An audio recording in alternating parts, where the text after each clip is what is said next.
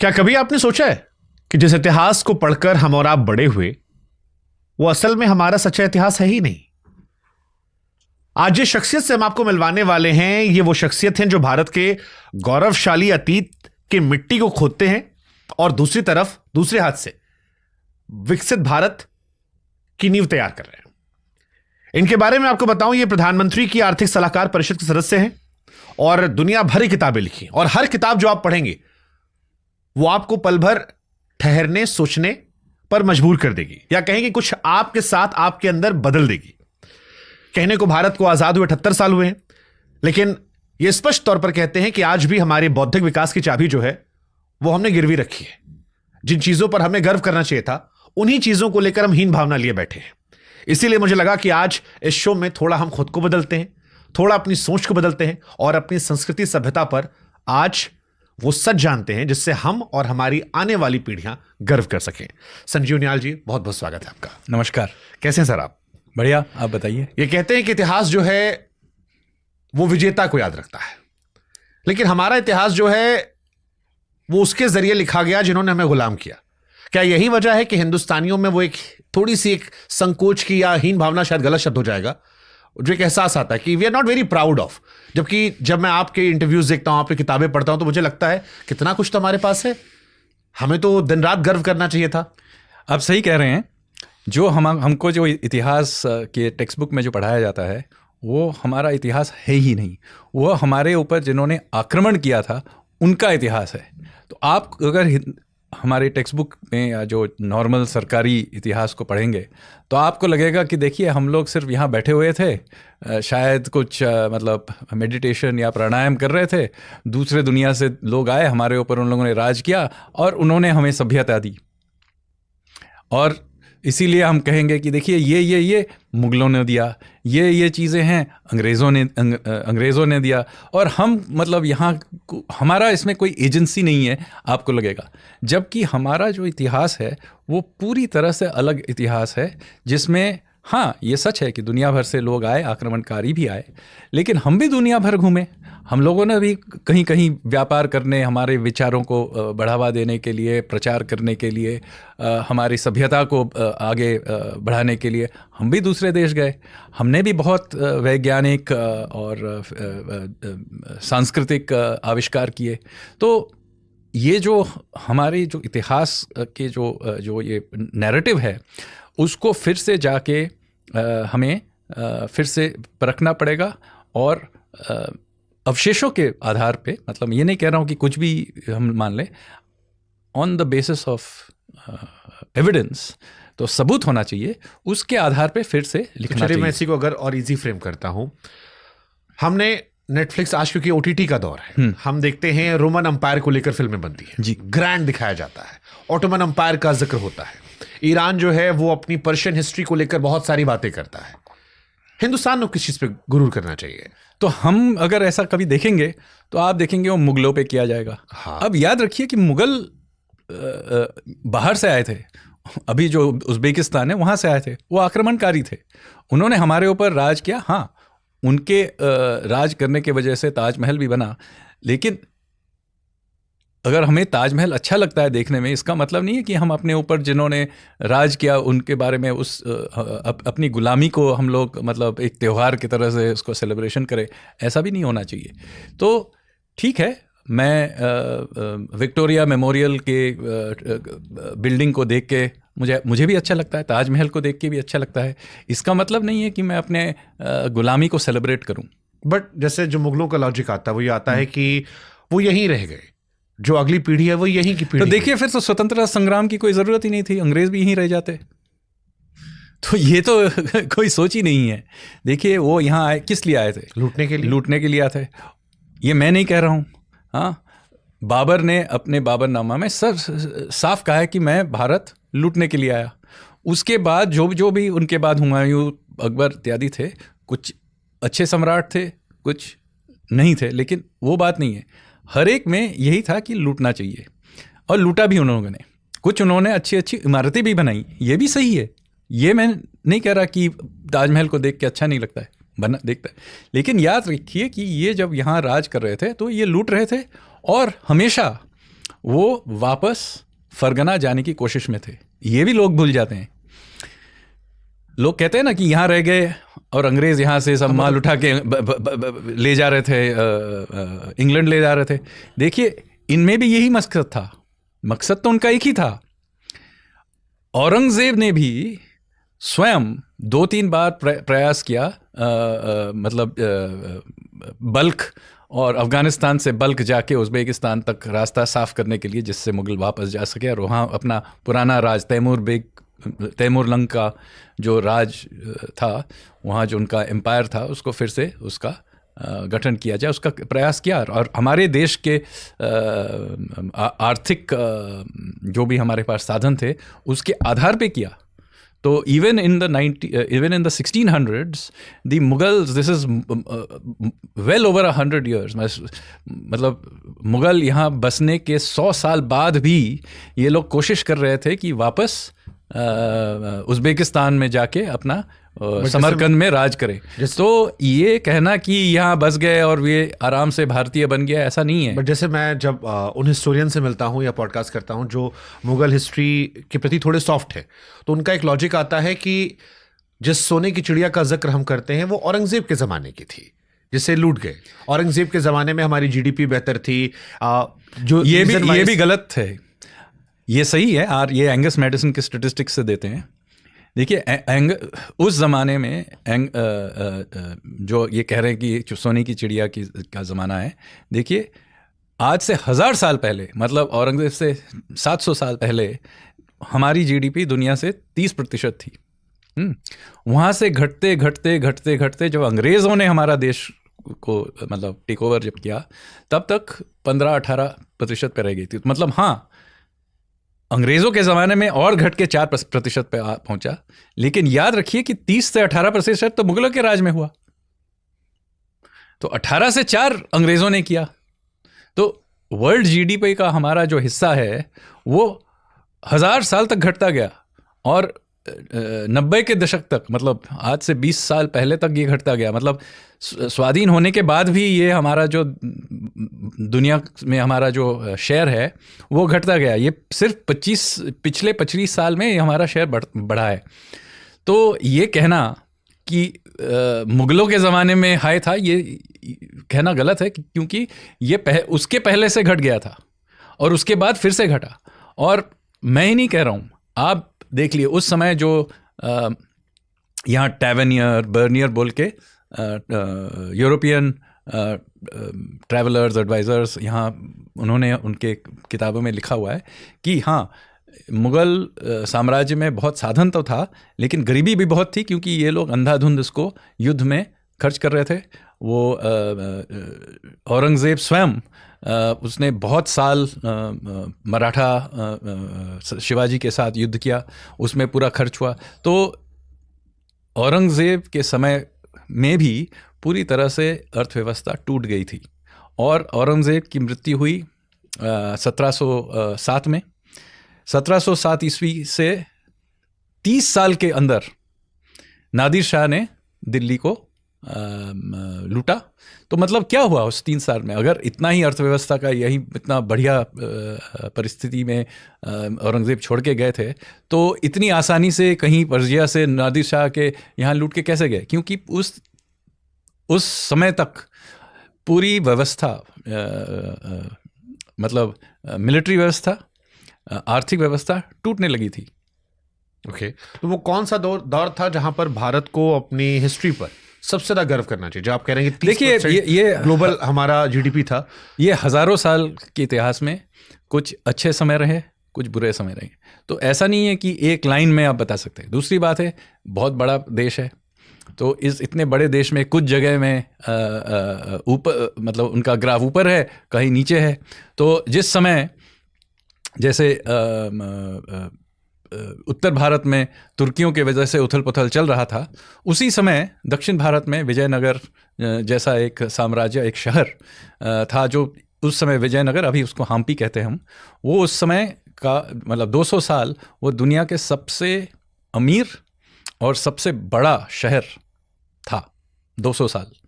अब ये मैं नहीं कह रहा हूँ, उस ज़माने के जो लेखक थे, व्यापार करने, जो पुर्तगाल से आए थे या पर्शिया से आए थे, तो इन लोगों ने भी कहा है, ये उल्लेख मैं नहीं कर रहा हूँ या सिर्फ हम भारतीय इस पे मतलब गर्व दे रहे हैं और कह रहे हैं, ऐसा नहीं है। उस ज़माने से जहाँ दूर दराज से लोग आए थे, उन्होंने भी कहा कि ये दुनिया के सबसे बड़ा शहर है, सबसे अमीर शहर है, और इसके अवशेष आज भी आप देख सकते हैं। आप स्वयं जाके हम्पी में देख लीजिए, बहुत बड़ा शहर है। आपको मतलब ये लाल किला जाइएगा तो आप आधे घंटे में एक ओर से दूसरे छोड़ जा सकते हैं, लेकिन आप ये विजयनगर में नहीं कर सकते। आपको गाड़ी लेके वो घंटों भर घूमना पड़ेगा, इतना बड़ा शहर है वो। आज भी उसके जो अवशेष हैं ये पूरे बहुत बड़े क्षेत्र में फैला हुआ है। तो जब मैं देखता हूँ वेस्ट की कंट्रीज़ में, मैं यूरोपियन कंट्रीज़ में जब घूमने जाता हूँ तो देखता हूँ कि वहाँ कुछ खंडहर हैं, हाँ, जिसको वो दिखाते हैं और उसके नाम पर दुनिया भर का टूरिस्ट आता है। इनफैक्ट और भी दुनिया के देश हैं इजिप्ट से लेकर, कि वो अपनी विरासत को दिखाते हैं और ग्लोबली टूरिज्म जो है बहुत बड़ी संख्या में जाता है। अब आप तो प्रधानमंत्री के सलाहकार भी रहे हैं आर्थिक तौर पर। हमने क्या किया, हमारे पास इतनी विरासत है, हमारे पास हम कहते हैं दुनिया का सबसे पुराना शहर काशी है, हम्पी का आप जिक्र करें, ताजमहल हमारे पास है, हमारे पास पहाड़ों में खोद कर बने हुए मंदिर हैं जिन्हें देखकर दुनिया हैरान है कि ये कैसे मंदिर, ये कैसे बन गए, कौन सी सभ्यता थी। उसके बावजूद दुनिया का हमको देखने का नजरिया जो है वो उसी हीन भावना से क्यों है कि इंडिया एक क्योस का देश है, भीड़ बहुत है, या वो रिस्पेक्ट क्यों नहीं आती जो बाकी क्योंकि हम लोगों ने धीरे धीरे ये जो हीन भावना है ना, हमने इंटरनलाइज कर लिया है, ये अब हमारे अंदर बस गया है। तो हम सोचते ही नहीं है कि हम इससे आगे बढ़ सकते हैं। तो मैं आपको बताता हूँ, अगर मैं बताऊँ कि हमारे देश में ये चीज़ें हम लोगों ने पुराने ज़माने में किया है, तो दो तरीके के रिएक्शन आते हैं।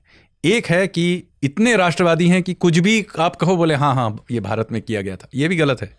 लेकिन ज़्यादातर जो मतलब लेफ्ट के मार्क्सिस्ट या जो भी कॉलोनियल हिस्टोरियंस है, उनका ये सोच है, और ये ज़्यादातर इन लोगों का, ये इन फील्ड में इन लोगों का कंट्रोल है। इन लोगों का क्या है कि कुछ भी कह दो कहीं बाहर से आया हुआ है, ये भी गलत है।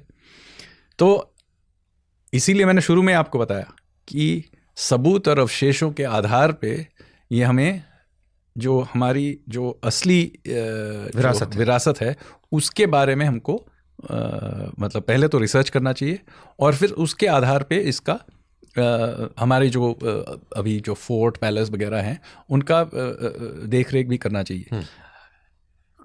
इसके करने के लिए हमें निवेश करना पड़ेगा इस पूरे क्षेत्र में।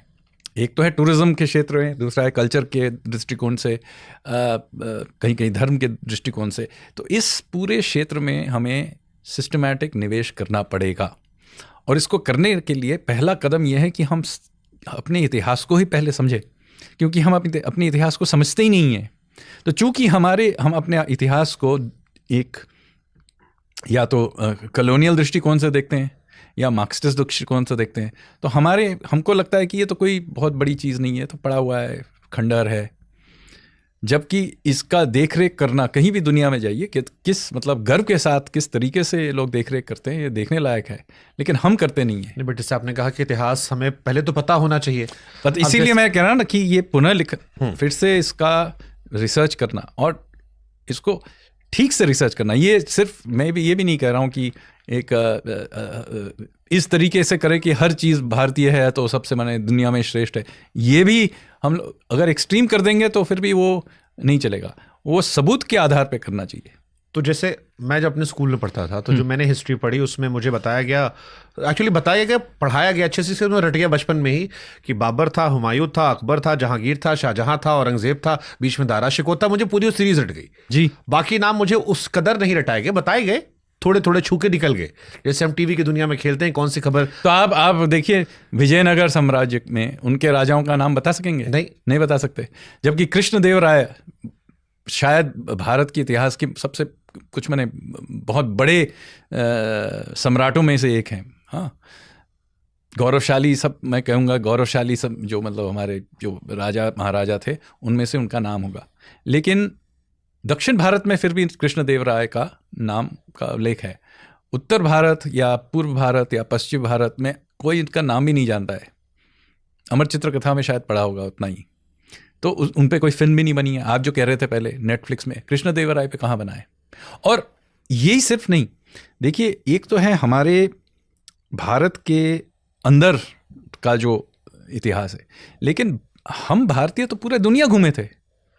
और आपने सुना होगा INSV कौंडिन्या का जो अभी हम लोगों ने जो वॉयज भी किया, उस आज आपने ड्रेस भी पहनी। हाँ, मैंने INSV कौंडिन्या का ये ऑफिशियल जैकेट है जी। तो कोशिश क्या है, तो इस जहाज को बनाने का यही मकसद है कि इस जहाज के द्वारा हम दिखा रहे हैं कि आज से 2000 साल पहले भारतीय ऐसे, हमारे पास ये टेक्नोलॉजी थी कि हम लोग ऐसे जहाज़ बना सकते थे। इस जहाज़ में कोई भी कील का इस्तेमाल नहीं किया गया, हमने पूरी तरह से इसको रस्सी से सिया है, जैसे कपड़े सीते हैं ना, जो पुराने ज़माने में उसी टेक्नोलॉजी से बनाया है इस जहाज़ को। हम मैं भी गया था उसमें टीम में। हम लोग गुजरात से ओमान ले गए दिखाने के लिए। अब आगे जाके हम लोग इसको उड़ीसा से इंडोनेशिया भी ले जाएंगे। तो इसका लक्ष्य क्या है?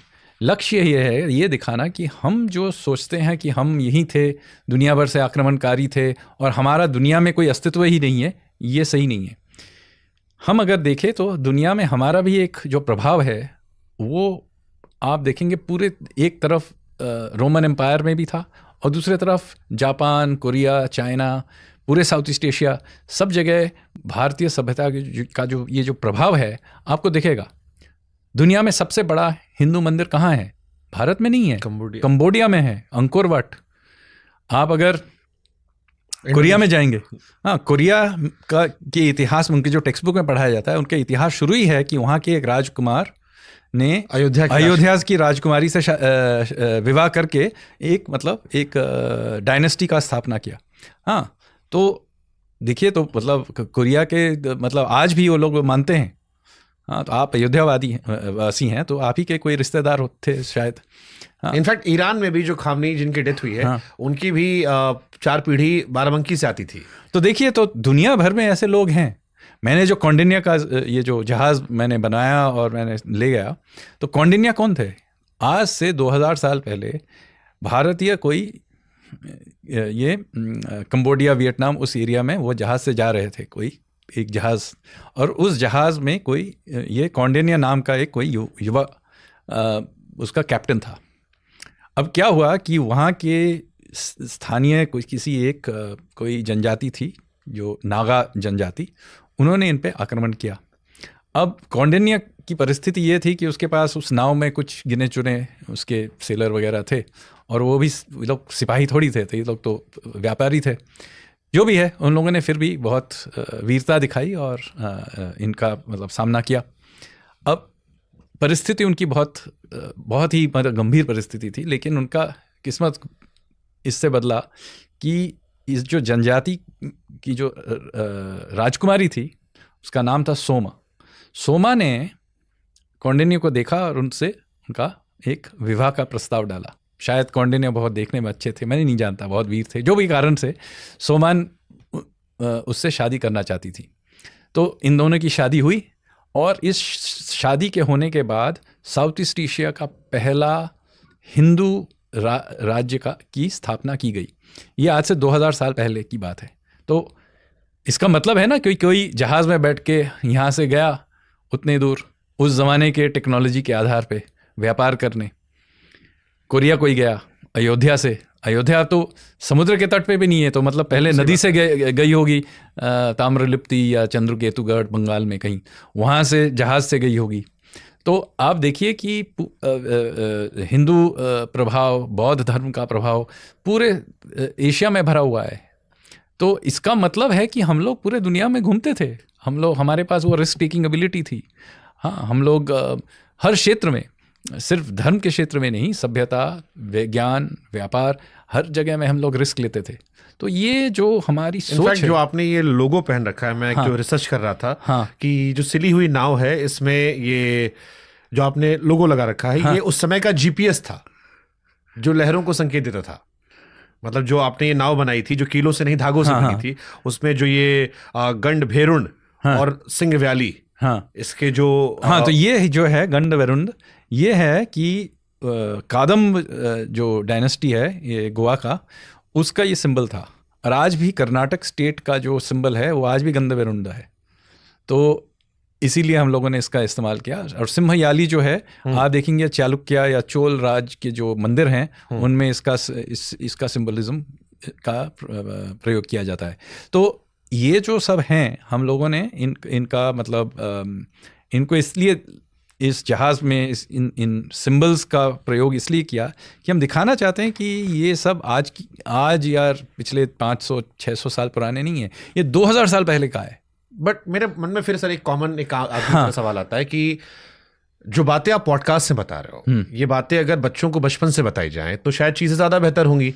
अब मैं आज के दौर की एनसीईआरटी किताब नहीं पढ़ रहा, लेकिन मैं खबरें पढ़ता रहता हूं जिसमें ये होता है कि जैसे एनसीईआरटी में कुछ आया, दो तरह के आरोप आते हैं, या तो प्रोपेगेंडा सरकार फैला रही है, अपनी चीज़ों को थोप रही है, या फिर आता है कि अपने मन मुताबिक इन्होंने इतिहास को डाल दिया है। तो जो एक बच्चा है, जो हम जैसा बड़ा हो चुका है, जो बच्चा है, वो कैसे माने कौन सा इतिहास सही पढ़? सो देखिए, पहले तो ये ज़रूरी है कि हर नागरिक के, बच्चा हो या बूढ़ा, उसमें हमेशा ये देखना चाहिए कि इस जो भी कह रहा है उसका सबूत क्या है, और ये कॉमन सेंस से ये लिंक्ड है कि नहीं। कि आप कुछ भी बोल दें, वो मैं कहूँ या आप कहें, और कोई लेफ्टिस्ट हमारे यहाँ ताजमहल को तेजो महल बना दिया कितने नेताओं ने। हाँ, तो उसमें सबूत क्या है? हो सकता है वो तेजो महल है, मैं नहीं जानता, उस पर मैंने रिसर्च नहीं किया, लेकिन सबूत के आधार पर करना है। तो पहले एक जो ये कल्चर और एम्पिरिकल कल्चर जो है, मतलब सबूत के आधार पे हम मतलब किसी भी चीज़ को विश्वास करें, वो एक कल्चर वैसे भी होनी चाहिए। देखिए, उस सबूतों के आधार पे ये टेक्स्ट बुक्स धीरे धीरे बदले जा रहे हैं। आप उनको पढ़िए, उनमें मुगलों का भी जिक्र है। ऐसा नहीं है कि हम लोग मुगलों के ऐसे हटा दिया गया है, ऐसा नहीं है। सिर्फ पहले सिर्फ मुगल थे, अब दूसरे साम्राज्य भी हैं। अब उसमें अगर हम ये नहीं कहेंगे तो ये हमारा इतिहास कैसे होगा? जैसे देखिए, नॉर्थ ईस्ट का कहीं जिक्र ही नहीं है पहले, अब वहाँ 600 साल अहोम राजा वहाँ उन्होंने राज किया, लेकिन आपको हमारे इतिहास को पढ़ के लगेगा कि मतलब हमारे नॉर्थ ईस्ट मतलब का कोई मतलब कहीं है ही नहीं। इनफैक्ट आई हैव हर्ड कि अहोम ने कई बार मुगलों को हराया है। 17 बार हराया। 17 बार अहोम ने नहीं, 17 बार असमीज, असम और नॉर्थ ईस्ट के लोगों ने 17 बार मुगल और तुर्कियों को सब मिला के हटाया। और आपको बताएंगे कि नालंदा जैसे है, नालंदा को जलाया बख्तियार खिलजी को। आपको कोई नहीं बताया कि बख्तियार खिलजी मारा कैसे गया। तो क्या हुआ कि वो तिब्बत में उसने आक्रमण किया था, तो वापसी में आज जो गुवाहाटी है, वहाँ के कामरूप के राजा थे पृथु। तो राजा पृथु ने बख्तियार खिलजी को बहुत बुरी तरह से परास्त किया और उसके बाद उसके पूरे सेना को नष्ट कर दिया। बख्तियार खिलजी स्वयं किसी तरह से ब्रह्मपुत्र से कहीं से भाग के निकल के बंगाल वापस आए, लेकिन उसके ही मतलब उसके जो एडवाइजर्स थे उन्होंने सोचा कि इसने इतनी बेवकूफ़ी की है कि इसको भी मार दिया जा सकता है। तो उसी के अपने सेनापतियों ने बख्तियार खिलजी को मारा। और क्यों? क्योंकि उसने पूरी अपने सेना को, मलिक गफूर के शायद जिक्र होता है कि he became highly ambitious। No, Malik Gafoor तो अलग है, ये बख्तियार खिलजी के बारे में बोल रहा हूँ। Malik Gafur is a different character. Don't confuse these people. There's a long history with different people. So, Bakhtiyar Khilji जिसने नालंद को जलाया, उसको राजा पृथु ने परास्त किया और उस युद्ध के बाद अलाउद्दीन खिलजी में चला गया। हाँ, नहीं, they are different people. So, Bakhtiyar Khilji को फिर उसी के सेनापतियों ने मार डाला। क्यों? क्योंकि उसने अपने पूरी सेना को राजा पृथु के साथ युद्ध करने में खो दिया था। तो ये भी एक इतिहास है, आपको कहीं नहीं पढ़ाया जाएगा। असमीज जो इतिहास है, जो इतना बड़ा इतिहास है, ये तो सिर्फ एक प्रांत का बता रहा हूँ। हाँ। आपको उड़ीसा का भी बताता हूँ। आपको पूरे हमारे टेक्स्ट बुक में एक बार सुनने को पड़ेगा कि अशोक ने कलिंग पे हमला किया, उसके बाद कुछ बहुत लोग मर गए, तो सम्राट अशोक बहुत दुखी हुए, वो बौद्ध बन गए, और उसके पहले और बाद में कभी भी कलिंग या उड़ीसा का कोई जिक्र ही नहीं है। क्रूर अशोक वर्सेस ग्रेट अशोक का यही होगा। पहले तो ये पूरी कहानी में के लिए कोई सबूत नहीं। मैं इसको फ्रेम कर लेता हूं मैं। क्योंकि आपने जहां पर कहा था कि अशोक पहले से बौद्ध थे, कलिंग युद्ध के बाद उनका हृदय नहीं परिवर्तन हुआ था। नहीं, क्योंकि इसका कोई सबूत नहीं है ना। सबूत होगा तो मैं मान लूंगा, मुझे कोई। आप कलिंग में जाइए, कहीं भी किसी भी इंस्क्रिप्शन में अशोक ने कहीं भी ऐसा कोई शोक या कोई ये वो नहीं किया कि मैं बहुत दुखी हूँ, मैंने इन लोगों को मारा, ये कलिंग में नहीं किया। ये जो इंस्क्रिप्शन है वो अभी पाकिस्तान में है, और उस इंस्क्रिप्शन में भी सम्राट अशोक ने कहा है, जिस तरीके से कहा है, हाँ मैंने कलिंग में मतलब आक्रमण किया, वहाँ बहुत लोग मारे, उसके वजह से मुझे थोड़ा सा तो दुख है। लेकिन अगले लाइन में क्या कहते हैं कि अगर आप यहाँ के जो वनवासी हो, यहाँ के जो जनजाति हो, अगर आपने फिर कुछ किया तो मैं आपको वही करूँगा जो मैंने कलिंग में किया था। अब ये तो पूरी तरह से उस इंस्क्रिप्शन का अलग ही इसका मतलब टोन है, शांति प्रिय अशोक वाली कहानी। हाँ, ये इसके कोई एविडेंस ही नहीं है। और दूसरा है कि हमारे पास दूसरे इंस्क्रिप्शन हैं जिससे साफ है कि कलिंग जाने के पहले सम्राट अशोक पहले से ही बौद्ध थे, और उन लोग और उनके महान होने की जिसके लिए सबूत देते हैं वो श्रीलंकन टेक्स्ट से ज़्यादातर किया जाता है, जैसे अशोक वादनब ऐसे टाइप के कुछ श्रीलंकन टेक्स्ट हैं। उसमें बहुत साफ लिखा हुआ है कि अशोक ने जैनों पे आजीविका बोल के कोई एक समुदाय थी उस समय, उन्हें हज़ारों लोगों को मारा, अपने सबके सब भाइयों को मारा। तो ये कहना कि ये अशोक अचानक से मतलब एक पैसिफिस्ट बन गए, इसका कोई एविडेंस नहीं है। लेकिन इसको हमको पढ़ाया जाता है क्योंकि हमारे दिमाग में ये घुसाया जा रहा है कि हम लोग तो सिर्फ बहुत शांति प्रिय थे, घर में बैठ के कीर्तन करते थे, दुनिया भर के लोग हमारे ऊपर राज करने आते थे। बट अशोक तो हमारे ही थे ना। थे, लेकिन देखिए ये कॉलोनियल हिस्ट्री कैसे लिखा जाता है उसको आप समझिए। अशोक को हमारे इतिहासकारों ने बहुत महत्व नहीं दिया। हमारे ऐतिहासिक जो ट्रेडिशन है उसमें अशोक के दादाजी जो थे चंद्रगुप्त मौर्य, उनको महत्व दिया क्योंकि हाँ, और उनके जो गुरु थे चाणक्य और चंद्रगुप्त का जो महत्व है वो लिखा गया है, क्योंकि उन्होंने उस मौर्य साम्राज्य का गठन किया। हमारे ट्रेडिशन में अशोक को बहुत बड़ा दर्जा नहीं दिया गया था, प्राय भूले गए थे, कहीं कहीं उनका उल्लेख था, बहुत ज़्यादा नहीं था, क्योंकि हमारे ट्रेडिशन में वो है चंड अशोक मतलब अशोका द क्रूअल। तो इसका जो कन्वर्जन हुआ टू अशोका द ग्रेट वो सिर्फ अंग्रेज़ों के ज़माने में हुआ। तो क्यों हुआ मैं समझा देता हूँ कि जब अंग्रेज़ हमारे इतिहास को लिख रहे थे, क्यों लिख रहे थे, उनको हमारे इतिहास से इनका क्यों लगाव था। लगाव ये था कि अगर आप किसी के ऊपर अगर राज करना चाहते हैं तो पहले उनके दिमाग से उनके अपने सेल्फ इमेज को बदला जाए। तो आप उनके सेल्फ इमेज क्या डाल रहे थे कि देखिए आप हमेशा कोई बाहर से आके आप पे राज किया है, आप तो यहाँ के हैं ही नहीं, आप तो आपकी जो ये सभ्यता है वो सेंट्रल एशिया से आर्य आपको दे के गए हैं, समझ गए आप।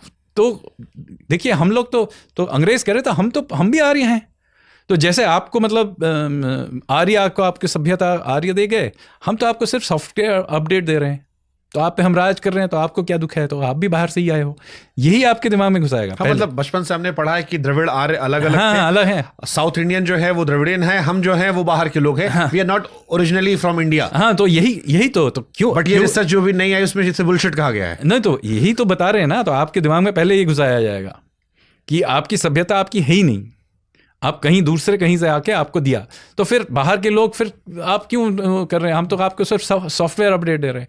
फिर ठीक है, वो तो बहुत हज़ारों साल पहले हुआ, कांस्य युग में हुआ। उसके बाद भी जो आपके बड़े महान राजा थे वो भी एक है सम्राट अशोक। देखिए चंद्रगुप्त महान नहीं है, अशोका द ग्रेट है, जिसने मतलब पूरे एम्पायर का गठन किया, जिसने बनाया, वो ग्रेट नहीं है, अशोका ग्रेट है। क्यों? क्योंकि वो पीसफुल है, पैसिफिक है, पैसिफिस्ट है। उसमें क्यों आप अगर किसी पर राज करना, देखिए बहुत अच्छी बात है, आपकी बहुत लंबी सी इतिहास है, लेकिन देखिए आपके बहुत महान जो व्यक्ति थे सब पैसिफिस्ट थे, तो आप इसमें अभी कहीं मतलब कहीं विद्रोह मत कीजिए। बट हम तो इससे प्राउड फील करते हैं, हम क्या दुनिया में कहते हैं हम नहीं, तो हमारे दूसरे राजा भी हैं, हम शांति के देश हैं। तो यही तो आपको दिमाग में घुसाया गया कि इतने शांतिपूर्वक हैं कि हम अपने हमारे ऊपर जो आक्रमण करते हैं, हमारे ऊपर जो राज करते हैं, हम उनके विरुद्ध विद्रोह भी नहीं कर सकते हैं। यही हमारे अंदर घुसाया गया। हमारे जो आपको और दिखाता हूँ, गुप्त साम्राज्य की बात, ठीक है, वो उसमें सबसे जो हमारा जो उसका जो जनरल था, द सेकंड एम्परर समुद्रगुप्त, मैं कहूँगा कि विश्व इतिहास में सबसे बड़े जनरल्स में से माने जाएंगे, ठीक है। लेकिन अंग्रेज़ों ने कहा कि he was the Napoleon in India. ये तो नहीं कर सकते कि समुद्रगुप्त था ही नहीं, क्योंकि वो तो मिटा नहीं सकते, सबूत है। तो उसको बताएंगे हाँ ये ऐसे राजा थे, लेकिन ये नेपोलियन ऑफ इंडिया। तो हम लोग बहुत खुश हो जाए, अरे देखो नेपोलियन बोल दिया, बहुत अच्छी बात है, देखिए कितना मतलब हम लोगों को कितना मतलब रिस्पेक्ट दिया है। असली बात ये नहीं है, वो हमें असलियत में क्या बताना चाहते हैं। देखिए आपके जो सबसे अच्छे जनरल थे वो नेपोलियन थे, और हम अंग्रेज़ों ने नेपोलियन को परास्त किया। अब समझे क्या बोलना चाहते हैं। हमारे अंदर घुसाया जा रहा है कि देखिए आपके भी जो बहुत सबसे अच्छे सेनापति हैं उनको भी हम हरा सकते हैं, ये हमारे दिमाग में घुसाया जा रहा है। और हम हैं कि नेपोलियन ऑफ इंडिया बोल दिया तो बहुत क्या सम्मान दे दिया, हम लोग ये सोच रहे हैं। तो आपको समझना पड़ेगा कि ये सटल तरीके से कैसे हमारे अंदर घुसाया जाता है। और एक चीज़ बताता हूँ, हमारे इतिहास को पूरी तरह से स्थल की दृष्टि से दिखाया जाता है, समुद्री दृष्टिकोण से सुनाया नहीं जाता। क्यों? क्योंकि अंग्रेज पूरी तरह से समुद्र को कंट्रोल करते थे, वो समुद्र से ही आए थे। तो वो नहीं चाहते थे कि हम कहीं हमारे अंदर ये कोई एक अभिलाषा भी रहे कि हम लोग समुद्र पे कोई कंट्रोल करें। हमारी जो समुद्री जो दृष्टिकोण से या जो इतिहास को लिखा जा सकता है उसको उन लोगों ने धीरे धीरे मिटा दिया। और ये पुरानी मतलब अंग्रेज़ों के ज़माने का नहीं है। अभी भी मैं एक बताता हूँ, 2017 में एक किताब लिखा गया चार्ल्स एलन का। चार्ल्स एलन बहुत पॉपुलर हिस्टोरियन है। आप किसी भी भारत में किसी भी किताब के दुकान में चली जाइए, पुस्तकालय में चली जाइएगा, आपको चार्ल्स एलन की किताब मिलेगी। जो अशोक का जो ये स्टोरी है उन्होंने अशोक पे भी लिखा है। मैं यहाँ और एक किताब के बारे में बताता हूँ जिसका नाम है कोरोमंडल। ये है हमारे समुद्र तट का जो इतिहास है उसके बारे में है। तो आप सोचेंगे कि अगर कोई समुद्र तट के इतिहास के बारे में लिख रहा है तो स्वाभाविक है उसमें लिखेंगे कि हम दुनिया भर गए, मैंने अभी बताया इंडोनेशिया गए, दूसरे तरफ हम लोगों ने रोम, पर्शिया, ग्रीक्स, इनके साथ हम लोगों का संबंध रहा है। ये सब नहीं है उसमें। किताब के शुरू में ही दूसरे पैराग्राफ में क्या कहा है कि हिंदू अजीब लोग हैं क्योंकि चारों उनके समुद्र है, लेकिन वो चोल राजा के कुछ दशकों के अलावा उन लोगों ने समुद्र में कोई दिलचस्पी दिखाया ही नहीं। तो क्या किया उन लोगों ने, चार्ल्स एलन ने क्या किया, एक झटके में हमारे पूरे समुद्री इतिहास को मिटा दिया। अब चूंकि आप इसको आपने पूरे निकाल ही दिया है, अब इसके अंदर कुछ भी डाल सकते हो आप। हम समझ गए, अगर हमारे इतिहास को मिटा ही दिया गया है तो आप इसमें कुछ भी डाल सकते हो। और चोल ये जो क्योंकि ये सब जानते हैं, हमारे टेक्स्ट बुक्स में भी ये राजेंद्र चोला उस पीरियड के बारे में उल्लेख है, उसका बहुत सबूत है, तो उसको हम लोगों ने चुपचाप रख दिया है कि अच्छा ठीक है ये इसको रख देते हैं। लेकिन अगर हम हज़ारों साल के संदर्भ में देखें तो 2-3 दशक के हम लोग को चलो खुश रहो, हमको दे दिया गया। तमिलनाडु के इतिहास में भी चोल राजा बहुत ही कम सीमित समय के लिए थे। चोल राजा के पहले पल्लव थे, उस इलाके में पांड्या राजा थे, चेरा राजा थे, सभी के पास नौसेना था, उनका मैरिटाइम हिस्ट्री बहुत ही मतलब सुंदर बढ़िया मैरिटाइम हिस्ट्री है, मतलब रिच हिस्ट्री है हज़ारों सालों का। उसको उल्लेख करने की ज़रूरत ही नहीं है। फिर क्या करेंगे, उसको एक बार मिटा दिया तो उसको फिर आप अपने तरीके से आप दिखाएंगे। उसमें ज़्यादातर सिर्फ ये दिखाएंगे कि हम दूर से आए और हम लोगों ने आप पे राज किया, और पूरी तरह से हमारी सभ्यता ही दूसरी किसी की देन है। तो आपको जैसे बताएंगे कि मुच्छरीपट्टनम बोल के एक बहुत बड़ा पोर्ट हुआ करता था, आज के अभी जो केरलम है वहाँ, आपको बताएंगे this is a Roman port. Roman port नहीं है, ये इंडियन पोर्ट है। यहाँ रोम से आते थे व्यापार करने के लिए। मैं अगर यहाँ से न्यूयॉर्क जाता हूँ तो ये नहीं कहते कि भारतीय वहाँ जा रहे हैं तो ये भारतीय पोर्ट है, नहीं, ये अमेरिकी पोर्ट है। वहाँ भारत से भी भारतीय भी जाते हैं, अंग्रेज़ भी जाते हैं, फ्रांसीसी भी जाते हैं, अफ्रीका से भी जाते हैं। तो ये पोर्ट अमेरिकन है। तो उसी तरह से मुच्छरीपट्टनम भारतीय पोर्ट है, वहाँ रोम से लोग आते थे। लेकिन आप पढ़ेंगे अगर इतिहास को, बोलेंगे Roman port, Arikamedu is a Roman port. Roman port कैसा है? आप समझ रहे हैं ना, आपने भी पढ़ा होगा रोमन पोर्ट्स इन इंडिया। क्यों रोमन, किस दृष्टि से ये रोमन है? क्योंकि ये तो इंडियन पोर्ट्स हैं। रोम से आते थे लोग, अलग बात है। रोम से मैंने सुना था कि रोमन महिलाएं जो थी उन्हें भारतीय कपड़ों मसालों से बड़ा प्यार था। ये हजारों साल पुराना है, ये जो इतिहास मैं बता रहा हूँ। बिना समुद्री रास्ते के तो होगा नहीं, समुद्र से जाते थे नहीं, आप कैरावैन से भी जा सकते थे, लेकिन वो बहुत लंबा रास्ता है। ज़्यादातर ये जो व्यापार हो रहा था वो समुद्र के जहाज़ों के। और प्लिनी ने पहले शताब्दी ईस्वी में कहा है कि भारत के पास बड़े बड़े 2000 जहाज़ थे।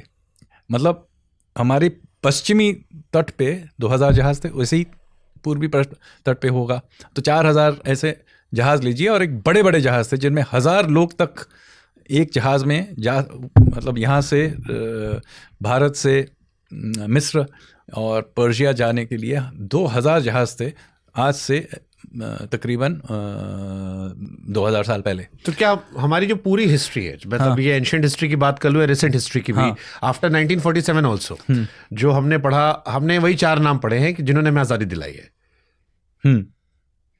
तो हमने भगत सिंह जी का जिक्र किया, चंद्रशेखर जी का किया, लेकिन वो किससे इंस्पायर हुई हमें पता नहीं, वो भी आपको पासिंग में मिलेगा। हाँ, तो देखिए, ऐसा मैं नहीं कहता कि गांधी जी का ये गांधी जी ने कंट्रीब्यूट किया होगा, लेकिन 2 धड़ थे। एक हिंसक आंदोलन वाला था, एक अहिंसा वाला था। ठीक, अहिंसा वाला, गांधी जी वाला लार्जर देन लाइफ हम सुनते हैं हमारे स्वतंत्रता सेनानियों में, लेकिन जो अहिंसा वाले लोग थे जिन्होंने अपने, उनका अलग तरीका था कि इस तरीके शोर मचाकर ही आजादी ली जाएगी, उनका जिक्र ना के बराबर है या बहुत कम हो गया है। हाँ, तो ये डिलिबरेट हुआ है जी, डिलिबरेट किया गया। क्यों? इसके बारे में भी मैंने, क्रांतिकारियों के बारे में भी मैंने किताब लिखा है, आप पढ़ सकते हैं। उसका अंग्रेजी में है revolutionaries the other history of India's freedom, और मेरे पास उसका जो अनुवाद है हिंदी में है, क्रांतिकारियों के बारे में। देखिए, ये मेरे अपने परिवार से ये इतिहास ये जुड़ा हुआ है, क्योंकि मेरे परिवार में मेरी माँ और पिताजी दोनों तरफ से ये क्रांतिकारी थे, मेरे दादाजी और उन परदादाजी। तो आपको ऐसा लगेगा, ये हमको जो टेक्स्ट बुक में पढ़ाया जाता है और ऐसे जो बातचीत में भी जो हमें सुनने को लगेगा कि सिर्फ हम लोगों ने बिना खड़क बिना ढाल हमको आज़ादी मिल गई। ये गलत है, क्योंकि पहले तो जो ये स्वतंत्रता संग्राम है वो बहुत पहले से चली आ रही है। उसमें पॉलीगार रेबेलियन हुआ साउथ इंडिया में, पाइका रेबेलियन हुआ उड़ीसा में, अलग से 1857 का विद्रोह जो हुआ वो भी तो है ही। उसके बाद बिरसा मुंडा जैसे जनजातियों में भी हुआ, मणिपुर में बहुत बड़ा विद्रोह हुआ। उसके बाद क्रांतिकारियों का एक बहुत सिलसिला चला। और ये ऐसा नहीं है कि एक बार होके एक दो कोई बहुत वीर किसी ने अपना मतलब शहीद हो गए। आपको अगर जिक्र भी होगा तो वही एक दो मतलब व्यक्तियों के बारे में कोई वीर या बहुत वीर थे, लेकिन आपको लगेगा कि हाँ वो बहुत वीर थे, लेकिन इसमें इतिहास में खास कोई असर पड़ा, मेरा कुछ हासिल नहीं किया। हाँ, उन्होंने हासिल नहीं है, ये गलत है। हाँ। क्यों? तो क्या हुआ है कि जैसे ये एक जैसे क्रांतिकारियों के आपको गदर मूवमेंट के बारे में कुछ बताएंगे ही नहीं जाएगा। हाँ, रास बिहारी बोस, सचिंद्रनाथ सान्याल, बिस्मिल, ये जो चट्टग्राम में जो विद्रोह हुआ, ठीक है, आज़ाद हिंद फौज के बारे में आपको थोड़ा बहुत मिलेगा, लेकिन आपको लगेगा कि ठीक है आज़ाद हिंद फौज में कुछ 3-4 साल कुछ उन लोगों ने किया, फिर वो जापान जो परास्त होने के बाद ये भी पूरी तरह से मिट गया, तो इसमें से कोई खास इसका जो असर हुआ हमारे इतिहास में वो कुछ खास नहीं है। ये गलत है, क्योंकि अगर आप क्रांतिकारी दृष्टिकोण से देखेंगे तो ये बहुत साफ है कि पहले तो अंग्रेज़ क्रांतिकारियों से बहुत डरते थे, इसीलिए उन लोगों को कालापानी भेजते थे। नहीं तो भारत में ही कहीं छोटे मोटे किसी जेल में या कहीं हाउस अरेस्ट में रखते थे। उनको तो हाउस अरेस्ट में कभी नहीं रखा। क्यों नहीं? क्योंकि उनसे डरते थे। और इन लोगों ने बार बार विद्रोह का झंडा उड़ाया, और अंत में एक बहुत बड़ा विद्रोह हुआ, नेवल रिवोल्ट 1946 में, आप पढ़िएगा। ये शायद हमारे पूरे इतिहास में कोई एक क्षण है जिसके कारण हमें अचानक से ये जो हमें हमें इंडिपेंडेंस मिल गया, तो आपको लगेगा कि पहले भी बहुत लोगों ने कहा कि भाई हमें स्वाधीन होना है, तो अचानक 1946 में क्या हुआ? जब एक थ्योरी आती वर्ल्ड वॉर वाली ना, वर्ल्ड वॉर से ये जुड़ा हुआ है ये है कि उस वर्ल्ड वॉर के बाद इंग्लैंड और जो भी कॉलोनियल पावर्स थे वो बहुत थके हुए थे, ये सच है, लेकिन पहले विश्व युद्ध के बाद भी वो थके हुए थे। तो पहले विश्व युद्ध के बाद हम लोग स्वाधीन क्यों नहीं हुए? क्योंकि आयरलैंड तो 1920s में उनको स्वाधीन हो गए थे, तो 25 साल और क्यों लगा हमें? और ये भी क्यों आगे नहीं, अगर चाहते थे तो कर सकते थे, क्योंकि ब्रिटिश साम्राज्य पूरी तरह से भारतीय सिपाही के मतलब उनकी वफादारी के आधार पे ये जो ढांचा था वो खड़ा हुआ था। ये जो 1946 में नेवल म्यूटिनी हुआ, उसके बाद, इस विद्रोह के बाद अचानक से अंग्रेज़ों को लगा कि ये देखिए अब इन पे हम नियंत्रण नहीं रख सकते हैं। तो ये जो विद्रोह हुआ नौसेना में, उसके बारे में शायद आपने सुना भी नहीं होगा, हाँ, मतलब खास इसके बारे में किसी ने बताया नहीं होगा, जबकि इसमें 20,000 नौसेना के जो सेलर्स थे उन लोगों ने भाग लिया। उन लोगों ने मुंबई में 80 जहाज़ों पे कब्जा किया। और याद रखिए ये नेवी के जहाज़ हैं, तो मतलब इन पे मतलब कैनन्स वगैरह सब कुछ जो भी नौसेना के, तो और ये पूरी तरह से सशस्त्र हैं। और इन्होंने उसी के पहले द्वितीय विश्व युद्ध में मतलब योगदान भी दिया था, तो ये लोग कच्चे खिलाड़ी नहीं हैं। ये एक बड़े विद्रोह के बाद अंग्रेज़ों के लगा कि ये भाई हमारे नियंत्रण से पूरी तरह से निकल चुके हैं, तब उन लोगों ने कहा कि हम मतलब हम आज़ादी देंगे। तो ये जो इतिहास है इसको पढ़ाया नहीं गया। तो ये विद्रोह किसने किया? ये विद्रोह पूरी तरह से क्रांतिकारियों के कारण हुआ था। जब दोनों बात सुन रहा हूँ, चाहे मैं अशोका ग्रेट की बात सुन रहा हूँ या महात्मा गांधी जी के दौर की बात सुन रहा हूँ, मुझे आपकी बात सुनकर ये सवाल जहन में आ रहा है कि क्या ये जानबूझकर हमारे जहन में डाला गया कि हम अहिंसा के रास्ते पर चलने वाले देश हम लोग मतलब पैसिव हैं, हम लोग घर में बैठेंगे, किसी से तर्क नहीं करेंगे, हम लोग कोई एडवेंचर नहीं करेंगे, हाँ कुछ चरखा घुमा लेंगे, बस उससे हम और कुछ नहीं करेंगे। इसका मतलब नहीं है कि गांधी जी का कोई इसमें कंट्रीब्यूशन नहीं है, लेकिन ये सिर्फ इतिहास का एक तरफ है, ये एक तरफा इतिहास है। इसमें क्रांतिकारियों का योगदान भी है। और अगर हम प्राचीन भारतीय इतिहास में जाएं, हमारे समुद्री इतिहास का भी इसमें कोई योगदान है। हमारे दूसरे जो सेनापति थे, जो हमारे लेखक थे उस ज़माने के वैज्ञानिक थे, उनका भी इसमें योगदान है। तो ये जो योगदान क्या है, सरकार इस दिशा में एनसीईआरटी में बदलाव कर रही है? तो एनसीईआरटी टेक्स्ट बुक्स में तो धीरे धीरे किया ही जा रहा है, लेकिन देखिए एनसीईआरटी तो एक छोटा सा हिस्सा है इसका, बट उसका पूरा नींव भी नहीं कहूँगा। नींव ये है कि हम लोग, ये जो हमारी जो नागरिकों में एक जागरूकता आए हमारे इतिहास के बारे में, तब एनसीईआरटी के टेक्स्ट बुक्स तो बाद में भी बदले जा सकते हैं, लेकिन पहले हमारे में एक इसके बारे में जागरूकता होनी चाहिए, हमारे इतिहास में गर्व होना चाहिए, हमारे पूर्वजों के जो उन्होंने जो किया उस पर, और मैं फिर से कहूँगा सबूत के आधार पे, और तो उसके बाद ये कहूँगा कि इसके आधार पे हमें गर्व होना चाहिए। अब क्योंकि आप नेवी से जुड़े, एक सवाल मेरे जहन में आता है, मैं छुट्टियां मनाने अक्सर दीव जाता हूँ, तो दीव में पुर्तगीज नजर आते हैं जी। फिर मैंने पुर्तगीज को पढ़ना शुरू किया जी, तो मुझे पता लगा कि भारत के जितने समुद्री तट थे वो सब पुर्तगीज के हाथ में थे। कुछ साल उनके थे, कुछ नहीं, कुछ इलाके थे जैसे दीव, गोवा, दमन, तो कुछ साल उन्होंने भी किया, लेकिन उन्होंने बहुत अत्याचार भी किया। हाँ, तो यही मेरे जहन में सवाल था कि हम अंग्रेजों से तो नफरत करते हैं, पुर्तगीज से नफरत की उतनी कहानियां नहीं आई। नफरत करना या नहीं ये अलग बात है, कम से कम इतना तो होना चाहिए, उनकी बर्बरता के किस्से जितना, हाँ, उन्होंने उनके इतिहास को पढ़ना चाहिए और देखना चाहिए कि उन लोगों ने किस तरीके से हमारे भारतीयों पे अत्याचार किया। उस इतिहास को भूलना नहीं चाहिए, क्योंकि अगर इस इतिहास को हम भूल जाएं तो ये बार बार वही इतिहास दोहराता रहेगा। तो मैं नहीं करता कि आज के पुर्तगाल के लोगों या आज के अंग्रेज़ों से हमें नफरत करनी चाहिए, ये मैं नहीं कह रहा हूँ। मैं सिर्फ ये कह रहा हूँ कि कम से कम इस इतिहास को आप सच, इस मतलब वास्तविकता को आप समझें, सच को आप समझें और इसको याद रखें, नहीं तो ये इतिहास दोहराती रहेगी। अंग्रेजों के नाम पर या मुगलों के नाम पर जो विरासत हिंदुस्तान में है, क्या उसके नाम को बदलने की जरूरत है?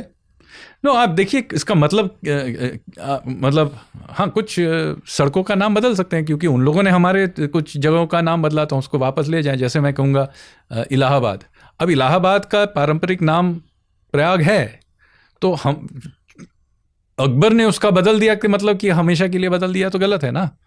तो उसी तरह से बहुत जगह हैं जहाँ अंग्रेज़ों ने उस जगह का नाम बदला, जैसे बॉम्बे हो गया, अब उसको वहाँ के स्थानीय लोगों का नाम उसका मुंबई है, तो ठीक है। कोलकाता हो गया, या जहाँ भी जो उनके पारंपरिक नाम है उसको वापस लाना ठीक है। मैं ये नहीं कह रहा, इसका मतलब नहीं है कि हम लोग कोई भी बाहर से किसी भी चीज़ का जो कोई प्रभाव आया है उसको हम लोग नकार दें, ऐसा नहीं है। आज भारतीय संस्कृति में अंग्रेजी का एक उसका अंश बन गया है। अब क्रिकेट खेलते हैं हम, वो बाहर से आया है, लेकिन आज के भारत को आप क्रिकेट के बिना सोच भी नहीं सकते। हम जब खाते हैं, समोसा ईरान से आया है, समोसा शायद ईरान से आया है, मैं नहीं जानता, लेकिन उसमें जो आलू है वो ज़रूर बाहर से आया है। अच्छा, वो पुर्तगीज ले आए थे। टमाटर बाहर से आए, पुर्तगीज ले आए थे। तो हम दुनिया के बहुत सारे ऐसे हमारे ऊपर प्रभाव हैं, उसके मिश्रण से हम बने हैं और हमने भी दुनिया पे प्रभाव डाला है। नहीं तो क्या ये मैं नहीं कहता कि एकदम पूरी तरह से प्योर हमें प्योर सिविलाइजेशन बनाने की ज़रूरत है, ये नहीं कह रहा हूँ। मैं सिर्फ ये कह रहा हूँ कि हम दुनिया भर से जो भी उनका प्रभाव है, उनसे जो अच्छी चीज़ें हैं उनको लें, उनको अपना लें, उसमें कोई समस्या ही क्यों है। हम लोग तो रोज़ सब स्मार्टफोन का इस्तेमाल करते हैं। स्मार्टफोन भारतीय लोगों ने तो नहीं बनाया, वो अमेरिकन में कहीं से आया। हम लोग अंग्रेज़ी का प्रयोग करते हैं, या क्रिकेट देखते हैं, या जैसे मैंने आपको कहा आलू और टमाटर खाते हैं। तो ये सब दुनिया भर से चाय पीते हैं। तो ये दुनिया के बाहर से कहीं से आया, प्रभाव आया, इसमें कोई ख़राब नहीं है। मेरा सिर्फ ये कहना है कि इसका मतलब नहीं है कि हम अपने गुलामी पे गर्व करें। हम अपने इतिहास को अपने दृष्टिकोण से समझें, सिर्फ इतना ही मेरा कहना है। ठीक है, अब मेरा सेकंड सेगमेंट सर जो है वो करंट इंडिया की ग्लोबल इमेज को लेकर है। हर साल में जब कुछ रिपोर्ट्स आती है इंडेक्स की, हैप्पीनेस इंडेक्स, फलाना इंडेक्स, धमाका इंडेक्स, तो मैं देखता हूं कि हमारा पड़ोसी बांग्लादेश, श्रीलंका, यहाँ तक वो पाकिस्तान भी हमसे ऊपर रहता है। और मेरे जहन में हमेशा सवाल आता है कि ये क्यों है। मतलब उनके यहाँ तो अभी ईरान में वॉर चल रही थी, 2 हफ्ते के लिए स्कूल बंद कर दिया गया, 60% सरकारी गाड़ी बंद कर दी गई, छोटे छोटे कर्जा मांगने दुनिया भर में जाते हैं, प्रधानमंत्री ने कहा हाथ जोड़ता है, उसके बावजूद वो हमसे हैप्पीनेस इंडेक्स में कैसे खुश हैं। श्रीलंका देखिए, हैप्पीनेस इंडेक्स आप डेमोक्रेसी इंडेक्स में भी देखेंगे, हाँ, वो हमसे आगे हैं। अमेजिंग। ये मीडिया फ्रीडम इंडेक्स, अफगानिस्तान हमसे आगे है। तो ये तो साफ है कि ये बने बनाए हैं, मतलब ये उसमें कोई सच नहीं है। तो प्रश्न ये नहीं है कि ये गलत है, प्रश्न ये है कि इनको क्यों इस तरीके से बनाया गया है, क्योंकि ये जानबूझ पे किया जा रहा है। और इसका कारण है क्योंकि हम जिस तरीके से, मैं अभी इतिहास के बारे में बोल रहा था, याद रखिए कि इतिहास अभी भी चल रही है, अभी भी जीवित इतिहास है। तो जिस तरीके से हमारे कॉलोनियल पीरियड में, उसके पहले जिस तरीके से हमारे सेल्फ इमेज को इतिहास के मैनिपुलेशन से उसका किया गया, मैनिपुलेट किया गया, उस तरीके से हमारे सेल्फ इमेज के और दुनिया के हमारे बारे में जो इमेज है उसको भी मैनिपुलेट किया जा रहा है। क्योंकि इसके आधार पे हम भारत को एक पिंजड़े में डाल के रख सकते हैं। कुछ लोग कहेंगे कि देखिए ये इंडेक्स लिखते जाइए, आपको क्या जाता है, लिखें आप, इसको सिर्फ मतलब इग्नोर कीजिए। लेकिन ये गलत है। गलत इसलिए है कि देखिए इसमें आपके ऊपर रियल लाइफ इसका असर पड़ता है। जैसे आपके लिए सॉवरन रेटिंग, भारत में जो हमारे कॉस्ट ऑफ कैपिटल है वो दुनिया से जुड़ा हुआ है, और उसमें एक प्रभाव सॉवरन रेटिंग से आती है। तो हमारा जो सॉवरन रेटिंग जो भी है वो सिर्फ कुछ हद तक आर्थिक आंकड़ों के आधार पर बनाया जाता है। उसमें 20% जो वेटेज है वो एक सब्जेक्टिव इम्प्रेशन के आधार पर किया जाता है। अब हमारे सॉवरेन रेटिंग पे मैंने बहुत एनालिसिस किया, तो उसमें से ये निकला कि अगर हम सिर्फ अपने आर्थिक आंकड़ों के आधार पे अपना सॉवरेन रेटिंग करते हैं तो हम 1 या 2 नॉच ऊपर होंगे। तो हमारा रेटिंग कहाँ से आ रहा है? तो रेटिंग का जो नीचे किया जा रहा है पूरी तरह से ये जो सब्जेक्टिव चीज़ें हैं उसके आधार पे है। तो मैंने और भी खोद के निकाला भाई क्या क्या हो रहा है, तो निकाला कि देखिए ऐसे थिंक टैंक्स हैं दुनिया में। एक का नाम है varieties of democracy institute, Sweden में है, फ्रीडम इंस्टीट्यूट है यूएस में। ऐसे कुछ गिने चुने थिंक टैंक हैं, वो हम लोग पे रेटिंग छापते हैं। ये जो आपने कहा ना media freedom index, democracy index, यही गिने चुने हैं, बहुत ज़्यादा नहीं है ये। अब इनकी जो इनका जो हमारे ऊपर जो इनका इम्प्रेशन है तो कहाँ से आता है? तो मैंने और खोद के देखा तो आपको लगेगा कि बहुत रिसर्च किया है, उनको दुनिया में एक्सपर्ट्स हैं, सब कुछ मालूम है, कोई सर्वे वगैरह कुछ नहीं है। वो बहुत ही मतलब 5-10 ऐसे एक्सपर्ट्स के उनके जो भी सोच है उसके आधार पर कर देते हैं। हम अब इस कमरे में जितने हैं, मैं आप कैमरामैन बैठ के अगर और कॉफ़ी पी के दुनिया भर को रेट करते हैं, ऐसे ही है और कुछ नहीं है। बिना डेटा के किसी का ओपिनियन है। अब ओपिनियन तो कुछ भी हो सकता है, और भी अच्छा ये बताते नहीं है कि ये किसका ओपिनियन है, ये और भी अच्छा चीज़ है। तो मतलब एक तो है कि पूरे इतने 140 करोड़ लोगों का के मतलब डेमोक्रेसी पे ये लोग पूरा टिप्पणी लिख रहे हैं 5 लोग बैठ के। मतलब आप अगर एक कॉलेज के इलेक्शन में भी 5 लोगों का सर्वे करेंगे तो लोग बोलेंगे सर्वे ठीक नहीं है।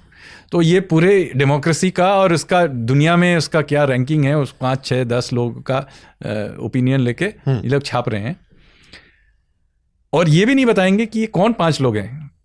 तो इसीलिए मैं बोल रहा हूँ ना, तो इसी वक्त हम लोग मैं आप और ये कमरे में जो कैमरामैन है, हम लोग बैठ के भी हम बता सकते हैं, फिर बताएंगे, आपको नाम नहीं बताएंगे। तो मतलब we should not take them seriously. नहीं, सीरियसली लेना चाहिए, यही अलग मेरी सोच है।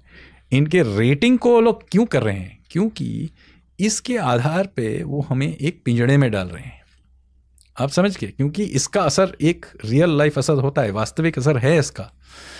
और ये एक तो मैंने आपको सॉवरेन रेटिंग में, दूसरा है कि इसी रेटिंग्स के आधार पे ये आर्टिफिशियल इंटेलिजेंस को ट्रेन कर रहे हैं। तो क्या होगा, आज से 20 साल बाद आपके बच्चे इसमें सर्च करेंगे कि भारत डेमोक्रेसी है या नहीं, समझ गए? आर्टिफिशियल इंटेलिजेंस का सिस्टम उनके उस डेटा पे ट्रेंड है, तो वो कहेगा नहीं ये डेमोक्रेसी है ही नहीं। तो आपका पूरा जो रियलिटी है वो आर्टिफिशियल इंटेलिजेंस को उस तरीके से बनाया जाएगा कि आपको लगेगा कि हाँ नहीं, हम तो इलेक्टेड ऑटोक्रेसी है। उसका जो मतलब है वो कोई इलेक्टेड ऑटोक्रेसी का कोई मतलब ही नहीं है। अगर तो इस तरीके से आपके डेमोक्रेसी को काट दिया जाएगा।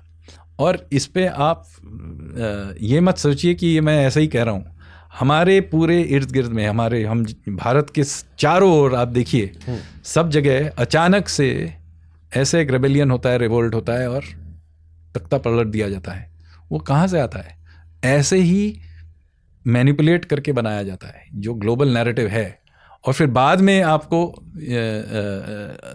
बताएंगे कि अरे हम लोग सरप्राइज हो गए।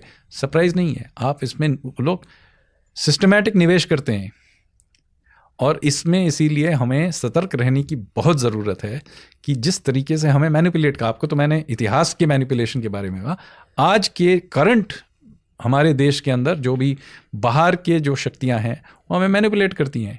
वो अपने जो भी कारण से मैनिपुलेट करती हैं, या जियोपॉलिटिकल कारण हो, कमर्शियल कारण हो, जो भी है, हमारे ऊपर ये कंटिन्यूअसली ये दबाव रहता है।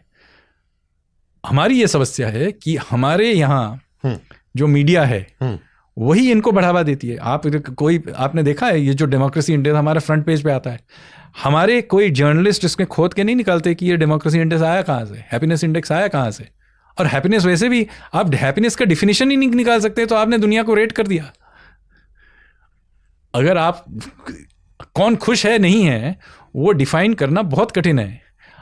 तो एक आदमी का अगर आपको मैं अगर एक डेफिनेशन के आधार पर निकालूं कि आप खुश हैं कि नहीं हैं, आप नहीं कर पाऊंगा मैं। कोई ऑब्जेक्टिव चीज़ तो नहीं है, सब्जेक्टिव चीज़ है।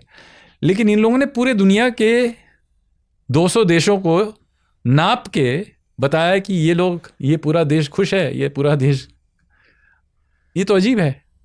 ठीक है, एक थ्योरी सरकार भी देती है सर खुशी को लेकर कि 10 ट्रिलियन की इकॉनमी हम बनेंगे। हाँ, क्योंकि आप प्रधानमंत्री जी के आर्थिक सलाहकार हैं, ये नंबर बड़ा अच्छा लगता है सुनने में, लेकिन जो विरोधी हैं वो ये कहते हैं कि पर कैपिटा इनकम कितनी है हमारी, अगर प्रति व्यक्ति आय देखेंगे तो जो चमक सरकार आंकड़ों में दिखाती है खुश करने के लिए, वो ग्राउंड रियलिटी से अलग हो जाती है, क्योंकि अभी भी हम उस देश में जहां पर 80 करोड़ लोगों को हम फ्री में अनाज दे रहे हैं। नहीं तो आप ये दो चीज़ों में कोई मतलब एक टक्कर नहीं है। गरीब भी हैं और हमारी अर्थव्यवस्था आगे भी बढ़ रही है, दोनों चीज़ हो रही हैं। इस वक्त हम 4 ट्रिलियन डॉलर के आज जो है दुनिया के 5वें नंबर पे हैं। 4 ट्रिलियन डॉलर हमारी अर्थव्यवस्था का जो साइज है 4 ट्रिलियन है, ठीक है। और लक्ष्य 10 का है। लक्ष्य 10 का है, जब पहुंचेंगे वो अलग बात है। आज 4 है। और ये भी सच है कि हमारी जो आगे बढ़ने की विकास दर जो है वो दुनिया के नंबर 1 पे है। तो हम दोनों, ये सच है। लेकिन ये भी सच है कि हमारी जो अर्थव्यवस्था है 5वें नंबर पे है, लेकिन जनसंख्या नंबर 1 है। तो आप सिर्फ एक डिवीजन कर लीजिए, इकोनॉमी के साइज को अगर आप 140 करोड़ से आप डिवाइड कर लीजिए तो स्वाभाविक है वो नंबर कम हो जाएगा।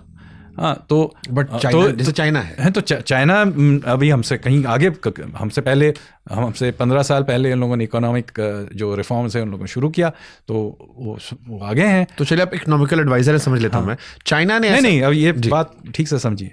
तो लोग बताएंगे कि ये चमक है, ये आप इकोनॉमी को ग्रो करने की कोशिश। अरे भाई, ग्रो नहीं करेंगे तो पर कैपिटा इनकम भी कैसे बढ़ेगी ना। आप GDP divided by population is per capita income. अगर मैं जीडीपी को बढ़ाऊं नहीं तो पर कैपिटा इनकम बढ़ाऊंगा कैसे। हमारा अभी भी पर कैपिटा इनकम $3000 है, बहुत कम है। इसका मतलब नहीं है कि अर्थव्यवस्था आगे नहीं, रफ्तार से नहीं बढ़ रही है, लेकिन लो बेस है हमारा। पर कैपिटा इनकम आज भी कम है, उसको हम बढ़ाने की कोशिश कर रहे हैं। उसको बढ़ाने के लिए पूरे अर्थव्यवस्था को बढ़ाना पड़ेगा। हम के शिफ्ट में बढ़ रहे हैं। हाँ, तो इसका मतलब नहीं है कि जब हम, मतलब ऐसा है कि किसी एक लंबे यात्रा में पहला कदम डालते हैं, देखिए आप तो पहुंचे नहीं पहुंचे भाई, मैं भी मानता हूं, लेकिन इसका मतलब नहीं कि मैं आगे नहीं बढ़ रहा हूं अभी। समझ गए।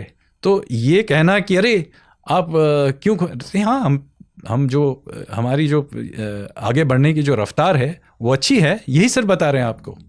लक्ष्य अभी भी आगे है, 10 ट्रिलियन हम पहुंचेंगे, आज से कुछ साल लगेंगे अभी, लेकिन हम जिस रफ्तार से आगे बढ़ रहे हैं वो पहले हम लोग नहीं कर रहे थे, अब कर रहे हैं। ठीक है, इतना ही है हमारा कहना। और इसको करने के लिए हमको बहुत सारे निवेश करने की ज़रूरत है, आर्थिक सुधार करने की ज़रूरत है। ये कठिन कार्य है, तो ये ऐसा नहीं है कि अपने आप ही अर्थव्यवस्था आगे बढ़ती जा रही है। ये बहुत कठिन, और आप दुनिया में परिस्थितियाँ आप तो देख ही रहे हैं, युद्ध हो रहा है, ये हो रहा है, तेल का दाम बढ़ रहा है, तो उस परिस्थिति में हम लोग इसको अभी भी आगे बढ़ाते जा रहे हैं। ये कठिन परिस्थिति है, लेकिन हम आगे बढ़ रहे हैं।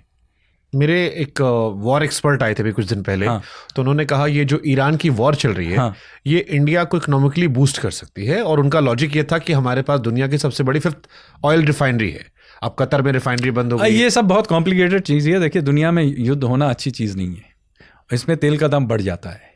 अब तेल हम इंपोर्ट करते हैं, जिसका हम आयात करते हैं वो थोड़ा सा उसका हिस्सा अगर निर्यात भी करते हैं, नेट बेसिस पे हमारे लिए हानिकारक है। तो दुनिया में युद्ध होना हमारे लिए अच्छा नहीं है। ठीक बात।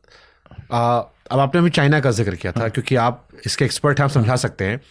आपने कहा 15 साल पहले चाइना ने कुछ इकोनॉमिक रिफॉर्म्स किए थे, जिनका असर ये है कि आज से पहले नहीं, हमसे पहले हम तो 91 से हमने शुरू किया, उन लोगों ने शायद 77 से शुरू किया। हाँ। तो हमसे शायद 14 साल आगे उन्होंने शुरू किया, तो वो हमसे 14-15 साल आगे हैं। हाँ, तो उन्होंने क्या वो किया था जो हमें करना चाहिए, जिससे वो आज बहुत जल्दी वो दुनिया के टॉप लीडरशिप में आ रहे हैं? देखिए, हम लोग 90 के दशक तक हम लोगों ने वही सोशलिस्ट सिस्टम से चलाया, जो हमारे लिए भी उसका लाभ नहीं हुआ। और उसके पहले चीन में भी यही परिस्थिति थी, वो भी एक कम्युनिस्ट सिस्टम पर चलाते थे। उनका आज भी कम्युनिस्ट पार्टी है, लेकिन उनकी अर्थव्यवस्था पूरी तरह से कैपिटलिस्ट है। तो उन लोगों ने क्या मार्केट बेस्ड रिफॉर्म्स किए। तो वो हम लोगों ने 90 के दशक में हमने भी मार्केट बेस्ड रिफॉर्म किए। उसके कारण बहुत सारा हमारे अर्थव्यवस्था में बदलाव आया है। आपको मैं आपसे थोड़ा उम्र से ज़्यादा हूँ, तो मुझे अभी भी याद है, हमको टेलीफोन नहीं मिलता था।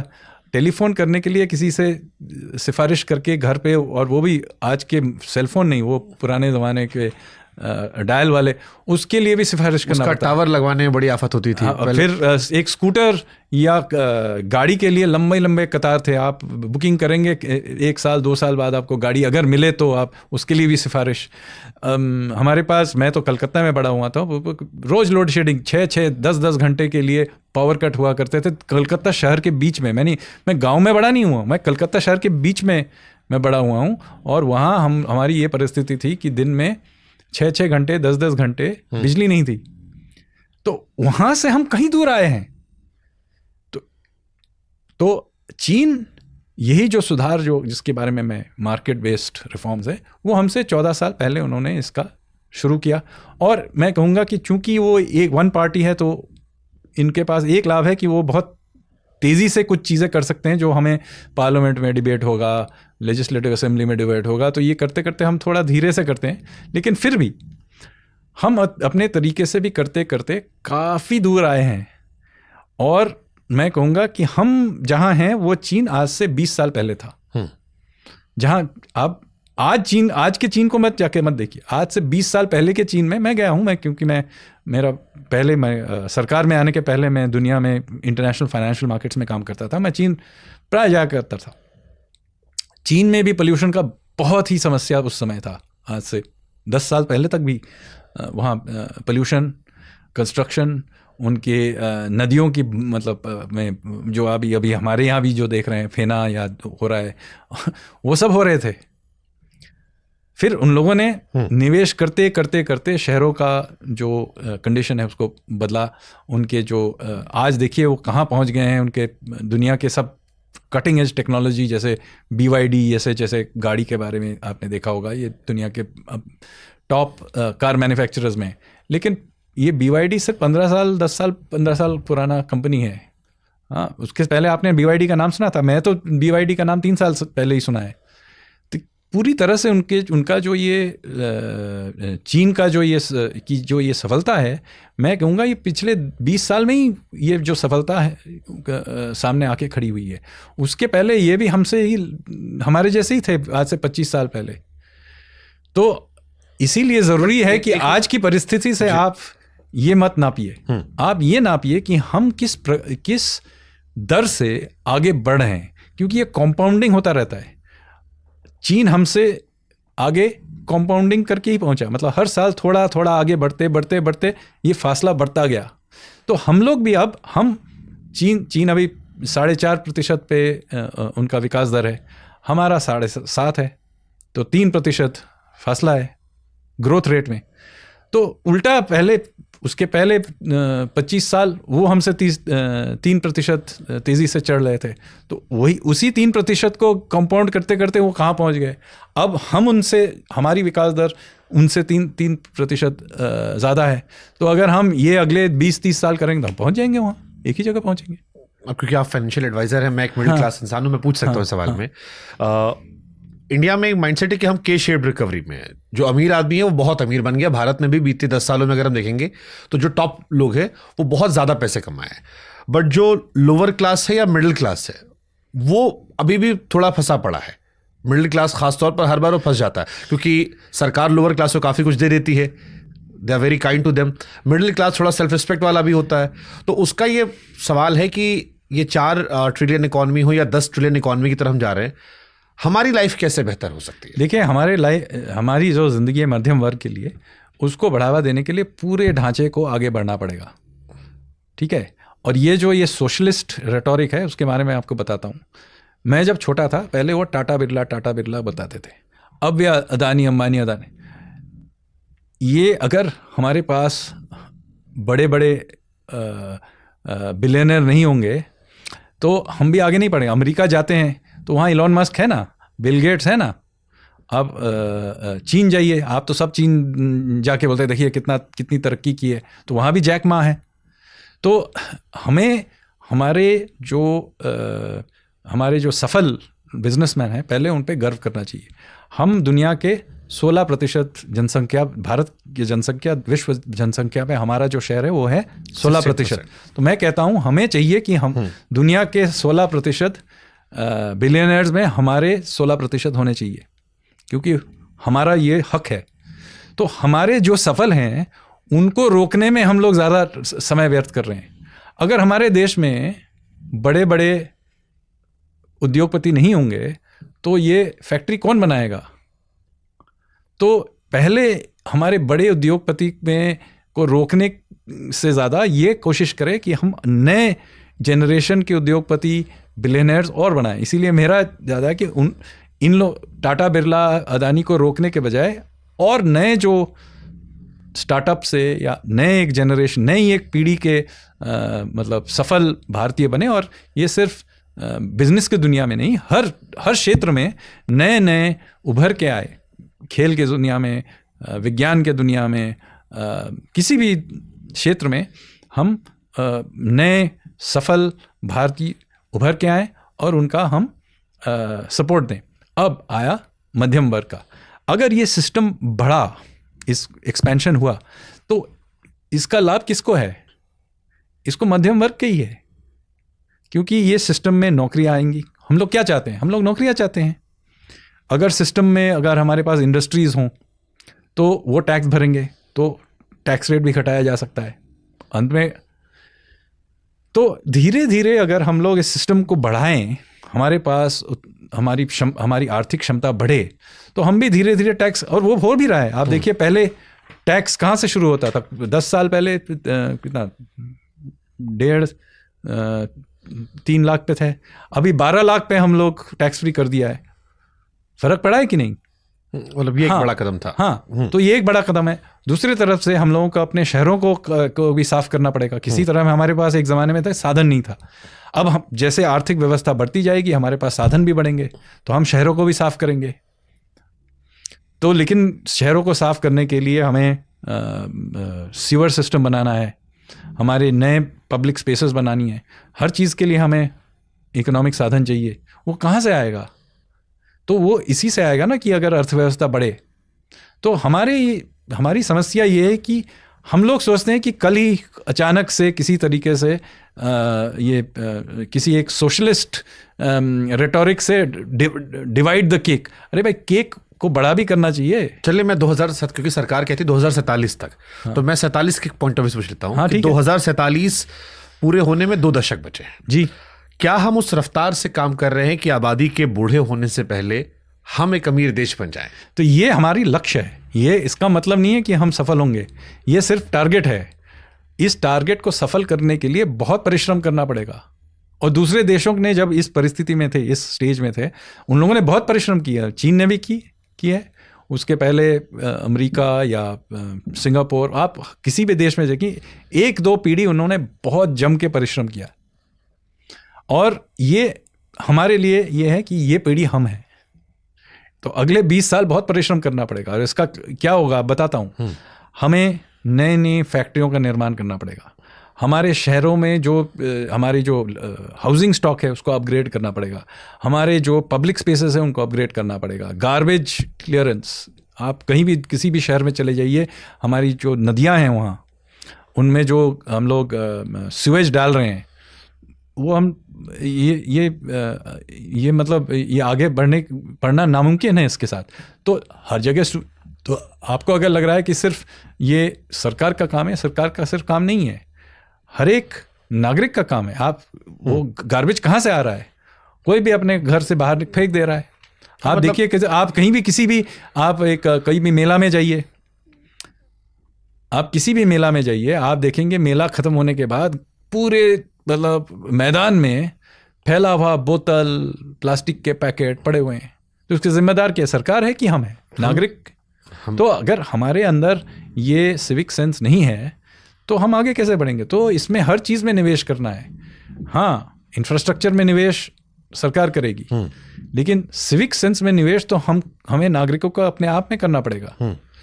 तो ये एक नेशनल कॉज है, ये पूरे राष्ट्र को करना है। इसी सरकार का काम है, हमने 5 साल में एक बार देके वोट दे दिया, वही हमारा मतलब हमारी फर्ज यहीं तक है, ये नहीं है। मतलब चलिए मैं इसको और इजी कर देता हूँ। एक आम इंसान के पॉइंट ऑफ व्यू से, जिस विकसित भारत के सपने को हम देख रहे हैं, या जिस 10 ट्रिलियन इकोनॉमी के सपने को हम देख रहे हैं, उसमें देश के मिडिल क्लास आदमी के जहन में सवाल ये है कि क्या ये वो भारत होगा जहां पर स्वच्छ हवा, साफ पानी, खाली फुटपाथ, या वो मुल्क ये लक्ष्य है, प्राउड होंगे? देखिए, लक्ष्य यही है, लेकिन पहले तो कुछ जगह ये होगा, कुछ जगह नहीं होगा। हमारे कुछ कुछ शहर हैं जो साफ कर दिए गए हैं, जैसे इंदौर, सूरत, लेकिन आप देखिए गुड़गांव जाइए, गुड़गांव की परिस्थिति अच्छी नहीं है। क्यों?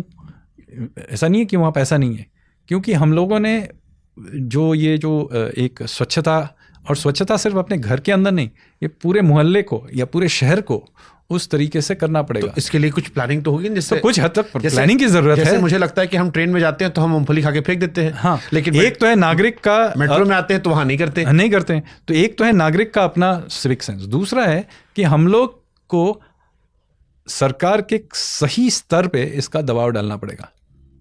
तो आप अगर अपने मोहल्लों को साफ करना चाहते हैं, वो उसको मोदी जी पे आप मत डालिए, आपके RWA प्रेसिडेंट से बात कीजिए। हम सोचते हैं कि मोदी जी आके स्वयं साफ करके, ऐसा नहीं है। आपको सरकार या सिस्टम के सही स्तर पे एक दबाव डालना पड़ेगा। दूसरा है कि स्वयं उसमें अपना भाग दीजिए। अगर आपके मोहल्ले या इलेक्शन लड़िए, कॉरपोरेटर का काम कीजिए, या CSR से करिए, या जैसे भी हो, अपना भी एक योगदान दीजिए। क्योंकि ट्विटर पे बैठ के या व्हाट्सएप पे ये कहना कि ये भी करना चाहिए, वो भी करना चाहिए, जो होता है, हर भारतीय को एक कोई उनका ओपिनियन है कि भारतीय क्रिकेट टीम का गठन कैसे होना चाहिए, आपके पास है। तो वही हम लोग हमारे शहरों में भी कर रहे हैं। बट ये साउथ में होता है। साउथ में मैं जब गया था अभी, मैं गया था रामेश्वरम, तो कई सारे वहां पर IAS अधिकारी मिले मुझे, और कई सारे DM एयरपोर्ट के आसपास जो मुझे मिल रहे थे। तो थैंकफुली उनमें से कुछ नॉर्थ से तो जानते थे मुझे। सो उन्होंने बताना शुरू किया कि यहाँ के लोग जो है प्रॉपर फॉलो अप करते हैं कि ये काम आपको असाइन तो कहीं ये जो कल्चर है वो आया है। हाँ, असाइन किया गया, आपने किया नहीं किया, और उसका अगर आप नहीं करेंगे तो ऊपर जाएंगे। करप्शन थोड़ा सा उन्होंने वहां पर अपने तो लोकल लेवल पे, कुछ इलाके हैं, कुछ शहर हैं जहाँ अच्छा है। नॉर्थ में थोड़ा कम है कल्चर। नहीं, साउथ में भी, नॉर्थ में भी कुछ जगह अच्छे हैं, कुछ अच्छे नहीं हैं। तो जैसे मैं से कैसा सूरत और भोपाल या इंदौर ले लीजिए, साफ़ हैं। और साउथ में भी जाएंगे तो आप कुछ कुछ शहर हैं जो का बहुत बुरा हालत है, जैसे बेंगलोर के ले लीजिए। बेंगलोर में पैसों की कोई कमी नहीं है, वहाँ तो बिलियनर भरे हुए हैं, टेक्नोलॉजी के सब भरे हुए हैं, मध्यम वर्ग बढ़ा जा रहा है, लेकिन वहाँ के ट्रैफिक जैम तो मतलब दुनिया भर में मशहूर है। तो ऐसा नहीं है कि ये बदला नहीं जा सकता। अब देखिए, लोगों को लगता था ये गरीबी के कारण है, ये गरीबी के कारण नहीं है। क्योंकि मेरा जो उम्र कम था तो मैं सोचता था कि एक दिन हमारी जो पर कैपिटा इनकम है बढ़ जाएगी और हम लोग ये समस्याएं धीरे धीरे घटती जाएंगी। ऐसा नहीं हुआ। वियतनाम का पर कैपिटा इनकम हमसे थोड़ा सा नीचे था पहले, अब थोड़ा सा ऊपर है।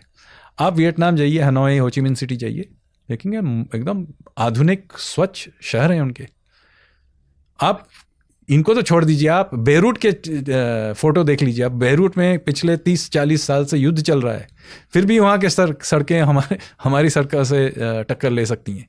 बगदाद में अभी न्यू ट्राम सिस्टम डाला गया है, साफ़ है। तो हमारा क्यों ही ये परिस्थिति है कि आप अभी हम नोएडा में हम घूम रहे हैं, इस इलाके में ही आप देख लीजिए। इसलिए है कि हम लोग के सर में था कि ऑटोमेटिकली हम लोगों के पास आर्थिक साधन हो जाएगा, हमारे शहर बदल जाएंगे। ऐसा नहीं है। आर्थिक साधनों की ज़रूरत है, ये सिर्फ necessary but not sufficient condition. दूसरा कदम ये है कि नागरिक जो हैं, ये जो सफाई की ज़रूरत है उसको मांगे। एक बार सूरत में एक बड़ा प्लेग हुआ था, वो एक झटका आज से 40 साल पहले हुआ था। उसके बाद आज भी सूरत साफ है। क्यों? क्योंकि उस शहर में उसके लिए एक दबाव बना। तो नागरिकों को इसमें भाग लेना पड़ेगा। और मध्यम वर्ग, हर देश के इतिहास में मध्यम वर्ग का इसमें एक बहुत बड़ा रोल होता है, ये जो दबाव बनाए रखने का। आप प्रधानमंत्री जी के आर्थिक सलाहकार हैं। बहुत सारे लोगों के मन में सवाल होगा कि प्रधानमंत्री जी जब आप लोग से मीटिंग करते होंगे तो टॉप प्रायोरिटीज उनकी क्या है, किन विषयों पर आपसे सबसे ज़्यादा चर्चा वो करते हैं, या उनका सबसे ज़्यादा फोकस जो है वो कहाँ रहता है? देखिए, याद रखिए कि प्रधानमंत्री और मुख्यमंत्री और लोकल मेयर, इन महापौर, इनके सबसे अलग अलग इनका रोल है। प्रधानमंत्री के लेवल पे क्या रोल है कि हमारे जो विश्व के साथ क्या संबंध है, हमारे दो देश की सुरक्षा कैसी चल रही है, तो डिफेंस, एक्सटर्नल अफेयर्स, देश में महंगाई दर कैसे कंट्रोल में है। तो ये सब जो विषय हैं उन पे ज़्यादा भार दिया जाता है। हाँ, कुछ ऐसे चीज़ें हैं जिस पे जो लोकल इश्यूज भी हैं उन पे प्रधानमंत्री उन पे भी मीटिंग लेते हैं, लेकिन उनकी मैं कहूँगा रिस्पॉन्सिबिलिटीज़ जो हैं वो है कि देश में महंगाई दर नियंत्रण में रहे। ये सेंट्रल इश्यूज जो हैं कि हमारे जो सेंट्रल इंफ्रास्ट्रक्चर ग्रिड जो है, जैसे नेशनल हाईवेज, एयरपोर्ट्स, ये सब इनकी आधुनिकीकरण की जाए, उनमें निवेश किया जाए। तो ये जो ढांचा है वो प्रधानमंत्री के स्तर पे इसका डिस्कशन होता है और मैं कहूँगा उन्हीं पे उनका ज़्यादा ध्यान। जैसे मैंने बहुत सारे सेंट्रल मिनिस्टर्स के इंटरव्यू लिए हैं तो वो कहते हैं कि प्रधानमंत्री जी हर चीज़ पर नज़र रखते हैं जी, हर एक डिपार्टमेंट जो है वो उनकी आंखों के सामने है या वो फॉलो अप करते रहते हैं, नहीं भी करें तो इनडायरेक्टली उनको पता रहता है कि एकदम सब कहाँ क्या चल रहा है। सो जो करंट इंडिया है इसकी प्रायोरिटीज क्या भी है? देखिए, तो इसीलिए मैंने आपको पहले से बताया कि किस स्तर, देश के किस लेवल पे क्या प्रायोरिटीज होनी चाहिए। महापौर के लेवल पे स्वच्छता, सीएम के लेवल पे लोकल एजुकेशन और कुछ म्यूनिसिपल इश्यूज, प्रधानमंत्री के स्तर पे इस वक्त, क्योंकि दुनिया में आप जानते हैं बहुत उथल पुथल है, तो एक्सटर्नल रिलेशंस बहुत ही महत्व रखती हैं, क्योंकि दुनिया का अभी जो परिस्थिति है, जो ये दुनिया को जो ग्लोबल गवर्नेंस का जो ढांचा है वो उसमें एक बहुत मूल तरीके से एक बदलाव आ रहा है। तो इस वक्त इसीलिए प्रधानमंत्री का एक बहुत महत्वपूर्ण मुद्दा होगा कि इस जो नए ढांचे का जो पुनर्निर्माण किया जाएगा उसमें भारत का क्या स्थान होगा। तो ये एक बहुत बड़ा मुद्दा है और होना भी चाहिए, क्योंकि जैसे आप देख रहे हैं अगर हमने इसमें कहीं गलती कर ली इसके लिए हमें बहुत दशकों तक भुगतना पड़ेगा। ट्रू, ठीक है। दूसरा है देश के अंदर के जो इंफ्रास्ट्रक्चर है उसमें निवेश हो। जैसे मैंने पहले भी कहा, हाईवेज, एयरपोर्ट्स एक बहुत बड़ा इंफ्रास्ट्रक्चर है, शिप बिल्डिंग कैपेसिटी कि आप तो देख ही रहे हैं कि हॉर्मुज़ में क्या हो रहा है। हमारे जहाज़, अगर हमारे पास अपने जहाज़ नहीं है तो कोई भी देश कह सकती है कि भाई हम आपको तेल आपको मिल भी जाए तो आप इसको हमारे यहाँ कैसे ला पाएंगे। तो हमारे पास अपना एक नेशनल फ्लीट होना चाहिए, हमारे पास नौसेना में हमें इन्वेस्ट करना चाहिए। फिर ड्रोन्स, तो सुरक्षा आपको पूरी एक इसका पूरा एक ढांचा के जो है, सिर्फ आपको राष्ट्रीय सुरक्षा को सिर्फ मिलिट्री तरीके से नहीं देखना है, एक पूरे ढांचे को सोचना है कि इसमें क्या क्या, इसमें इकोनॉमिक सिक्योरिटी, मिलिट्री सिक्योरिटी, पूरे ढांचे के बारे में। तो ये इस वक्त मैं कहूँगा कि माननीय प्रधानमंत्री का ये ध्यान बहुत इंपॉर्टेंट है। हमने एंशिएंट इंडिया से लेकर करंट इंडिया, विकसित भारत की बात की लास्ट सेगमेंट पे। हमें हमारे पास तक्षशिला था, नालंदा था, जिसका जिक्र हम पहले कर रहे थे। वो भारत जिसके पास तक्षशिला था, नालंदा था, आज जब वो विश्वगुरु बनने की बात करता है तो उसके एजुकेशन सिस्टम पर इतने सारे लूपहोल्स क्यों नजर आते हैं? एक, दूसरा, इंडियन एजुकेशन सिस्टम और जॉब सिस्टम, इनमें इतना डिफरेंस क्यों नजर आता है? तीसरा, एक वर्ग कहता है कि विकसित देशों में शिक्षा और स्वास्थ्य फ्री होते हैं, हमारे यहाँ जेएनयू संस्थान थे जहाँ फीस कम थी, वहाँ फीस बढ़ गई, अब नए संस्थान वैसे नहीं खुल रहे जहाँ पर एक गरीब बच्चा जा सके, और जो पढ़ाई हम पढ़ रहे हैं और जो जॉब हमें मिल रही है, दोनों में भी बहुत कॉन्ट्रास्ट डिफरेंस आ रहा है। तो ये कितना सीरियस कंसर्न है इतिहास से लेकर वर्तमान और उस 47 के लिए जिसका सपना आप और हम देख रहे हैं? तो देखिए, एक तो है हमारा अभी वर्तमान की जो परिस्थिति है, दूसरा है कि देखिए इसमें अभी बहुत सारे बदलाव आ रहे हैं। आर्टिफिशियल इंटेलिजेंस को ही ले लीजिए, अब बहुत चीज़ें का बदलाव, टेक्नोलॉजिकल चेंज तो बहुत चीज़ों में हो रही हैं। सिर्फ आर्टिफिशियल इंटेलिजेंस के बारे में बताता हूँ। इसके कारण जो आज से आगे जाके जो जिस तरीके के नौकरियां और करियर्स बनेंगी वो अभी हमें मालूम भी नहीं है। अब इसके लिए हम लोग तैयार कैसे हुए? जैसे मैं आपको बताता हूँ, आज से पिछले 20 साल पहले सोशल मीडिया के जो टेक्नोलॉजीज थे उनमें बदलाव आया। हाँ, अब उसके आधार पे आप जो करते हैं, ये पॉडकास्ट का जो सिस्टम है वो बना, आपका जो करियर है, आपका जो प्रोफेशन है पॉडकास्टर का, वो था ही नहीं। या सोशल मीडिया इन्फ्लुएंसर, अगर किसी को मैं 20 साल पहले बता के कि मेरा बेटा आगे जाके बहुत मशहूर सोशल मीडिया इन्फ्लुएंसर बनेगा, तो लोग मुझे समझ भी नहीं पाते कि मैं क्या बोल रहा हूँ। लेकिन ये सामान्य है आज पूरा। जैसे मतलब ये टीवी इंडस्ट्री से हम भी न्यूज इंडस्ट्री से निकल कर इधर आए। हाँ, तो वही बता रहा हूँ कि ये आपका जो करियर है वो पूरी तरह से ये टेक्नोलॉजिकल जो ये बदलाव आया उसके कारण हुआ।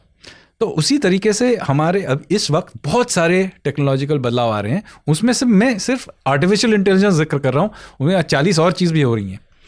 इसके कारण बहुत सारे आज के जो कॉमन जो नौकरियां हैं, करियर्स हैं इत्यादि, वो सब नष्ट हो जाएंगी। लेकिन इसका मतलब नहीं है कि हम लोग सब घर पे बैठे रहेंगे। इसके वजह से नए किस्म के करियर, जॉब्स इत्यादि उभर के भी आएंगी। अब समस्या ये है कि मैं अपनी जो आज के जो युवा हैं उनको इसके लिए ट्रेनिंग कैसे दूं, क्योंकि मुझे मालूम ही नहीं है कि आगे ये क्या क्या करियर होंगे। तो ये बहुत ही कठिन है। दूसरा समस्या ये है कि आज हम लोग जैसे यूनिवर्सिटी चलाते हैं, उसमें प्रोफेसर साहब हैं, वो करिकुलम के लिखते हैं, कोई टेक्स्ट बुक लिखता है। अब वो टेक्स्ट बुक, करिकुलम, प्रोफेसर साहब सब कुछ एक झटके में आउटडेटेड हो गए। जब तक कोई पीएचडी लिख के प्रोफेसर बनेगा और उसके टेक्स्ट बुक लिखेगा, वो टेक्नोलॉजी ही बदल जाएगा। तो मैं इसके लिए अपने जो वर्कफोर्स को इस परिस्थिति के लिए कैसे ट्रेन करूं? अच्छी बात यह है कि आर्टिफिशियल इंटेलिजेंस एक तरीके से जॉब मार्केट में उथल पुथल लाएगी, लेकिन समस्या जो है उसका समाधान भी आर्टिफिशियल इंटेलिजेंस ही है। क्योंकि आज मुझे अगर लेक्चर सुनना है, अगर यूनिवर्सिटी जाना है, मुझे यूनिवर्सिटी में जाके लेक्चर सुनने की कोई ज़रूरत भी नहीं है। आप समझ गए? जॉब मार्केट में उथल पुथल है, ये एक समस्या है, लेकिन इसका समाधान भी वही है कि अगर मैं यूनिवर्सिटी बनाऊं जिसमें मैं घर पे आर्टिफिशियल इंटेलिजेंस में लेक्चर भी सुन लूं, आर्टिफिशियल इंटेलिजेंस मेरा प्रश्न उत्तर भी कर ले, और मैं कुछ क्लास में मुझे एक आध बार जाना भी पड़े, लेकिन ज़्यादातर मैं जो मुझे सीखना है वो मैं ऑनलाइन कर सकता हूँ आज। ये आइडिया है कि मैं ज़िंदगी में 3-4 साल के लिए यूनिवर्सिटी जाऊँगा और ज़िंदगी भर उसी के आधार पे मैं कहूँगा, वो छोड़ दीजिए। अब मैं आजीवन अपने आप को अपडेट करता रहूँगा। तो इसका मतलब है कि हमारे जो शिक्षा का जो प्रणाली है उसको पूरी तरह से बदल देना पड़ेगा। तो मतलब इसी को मैं इजी थोड़ा क्रिएट कर लेता हूँ कि आज बचपन से जो ये स्कूल जाने का कॉन्सेप्ट है और कॉलेज में रोज कॉलेज जाने का कॉन्सेप्ट है, क्या आर्टिफिशियल इंटेलिजेंस की वजह से ये ओल्ड ट्रेडिशन ये पूरी तरह से बदल जाएगा? हाँ, क्योंकि और स्कूल कॉलेज का अस्तित्व भी या टीचर्स का अस्तित्व में तो क्या खतरे में आ सकता है? देखिए, स्कूल तो बहुत ही छोटे बच्चे हैं। मैं कहूँगा कि हायर सेकेंडरी ले लीजिए और यूनिवर्सिटी तक तो ये पूरा बदलना ही पड़ेगा। जो देश अपनी यूनिवर्सिटी के प्रणाली को नहीं बदलेगा वो पीछे रह जाएगा। क्योंकि जैसे मैंने कहा, अब कॉलेज में जाके लेक्चर सुनने की कोई ज़रूरत ही नहीं है। आप ये तो घर पे बैठ के सीख सकते हैं। हाँ, मतलब हम ही जैसे लोग जो 8 घंटे रिसर्च करते थे एक पॉडकास्ट की, आज 2 घंटे में हो जाती है। तो आप सोचिए कि मैं 4 साल यूनिवर्सिटी जाके क्यों बैठूं। दूसरा है कि मैं 4 साल करूंगा, जब तक मैं 4 साल मैंने ख़त्म किया तब तक वो कुछ और आ गया। तो ये पूरी जो एक प्रक्रिया है वो 19वीं सदी की है, जहाँ टेक्नोलॉजी मोटा मतलब आज के तुलना में मतलब स्टेबल रहा था। तो उस ज़माने में ये था कि ठीक है, मैंने मैकेनिकल इंजीनियरिंग सीखा, मैकेनिकल इंजीनियरिंग उसी में जॉब्स हैं, स्टीम इंजन बनाना है। आज से 20 साल बाद भी मोटा वैसे ही स्टीम इंजन होगा, थोड़ा बदलेगा इधर उधर, लेकिन वही होगा। आज मैं बता ही नहीं सकता कि आज जो आप ये सब पॉडकास्ट वगैरह कर रहे हैं वो कैसे होगा, क्यों होगा, कोई इस पॉडकास्ट सुनेगा या नहीं सुनेगा, मैं कुछ नहीं बता सकता आपको। आज से 20 साल बाद किस तरीके से हम इंफॉर्मेशन ऑब्जर्व करेंगे मैं आपको बता ही नहीं सकता हूँ। I've seen a video sir अभी ब्रैड पिट का और 2-3 एक्टर्स का चाइना ने बनाया था। So they created a movie with real emotions and everything so real that I was like, अब तो ये भी करने की जरूरत नहीं है। नहीं तो आप सोचिए, आप सिनेमा बना रहे हैं तो सिनेमा में आपको आज एक्टर चाहिए, सेट चाहिए, ये चाहिए। आप पूरी तरह से आप आर्टिफिशियल इंटेलिजेंस में बना सकते हैं। आपको कोई खर्चा, बहुत कम खर्चे में बना सकते हैं। अब जो सेट मेकर है, जो एक्टर है, अब वो अगर आज के तरीके से अगर उसको ट्रेनिंग में दूं तो वो 5 साल में 10 साल में वो पूरी तरह से इरेलेवेंट हो जाएगा। इसका मतलब नहीं है कि सिनेमा कोई नहीं बनाएगा, बनाएगा, लेकिन उसको टेक्नोलॉजी पे ध्यान देना पड़ेगा, उस पर स्क्रिप्ट राइटिंग लोग फिर अभी तक तो कम से कम स्क्रिप्ट राइटिंग मनुष्य ही करेगा, आर्टिफिशियल इंटेलिजेंस से नहीं होगा। बट वो भी अच्छा कर रहा है, वो भी कर सकते हैं, किसी एक दिन वो भी हो जाएगा। अगर आप तो हम भी आगे बढ़ेंगे। अगर आप ह्यूमन ब्रेन के साथ आर्टिफिशियल इंटेलिजेंस का इस्तेमाल कर रहे हैं, शार्प ब्रेन के साथ, सो आर्टिफिशियल इंटेलिजेंस बहुत ब्लेसिंग है। नहीं तो हर चीज में ये बदलाव आएगा। इसका मतलब नहीं है कि नौकरियां नहीं रहेंगी, सिर्फ ये मतलब है कि आज की नौकरियां नहीं रहेंगी। देखिए पिछले 1000 साल में, हजारों साल तक टेक्नोलॉजीज आती गई, इसका मतलब ही नहीं नौकरियों का जो कैरेक्टर है वो बदला। जैसे पहले घोड़े के इक्के गाड़ी थे, हाँ, तब उसके बाद हम लोगों ने के मोटर गाड़ी आई। तो इसका मतलब नहीं है कि जो घोड़ा देखता था उसकी नौकरी मैं कहूँगा नहीं रही, लेकिन ड्राइवर आ गए। अब ये आगे जाके ड्राइवरी भी अभी शायद ऑटोनोमस व्हीकल के वजह से बदल जाए। तो हर कदम पे कोई नए तरीके के जॉब्स आके खड़े होंगे, लेकिन जो नए जॉब्स आएंगे वो सिर्फ मैं बता रहा हूँ आपको, मैं प्रेडिक्ट करना बहुत कठिन है। तो बहुत ज़रूरी है कि हम जो यूनिवर्सिटी सिस्टम को इस तरीके से बदलें जिससे ये फ्लेक्सिबल हो जाए।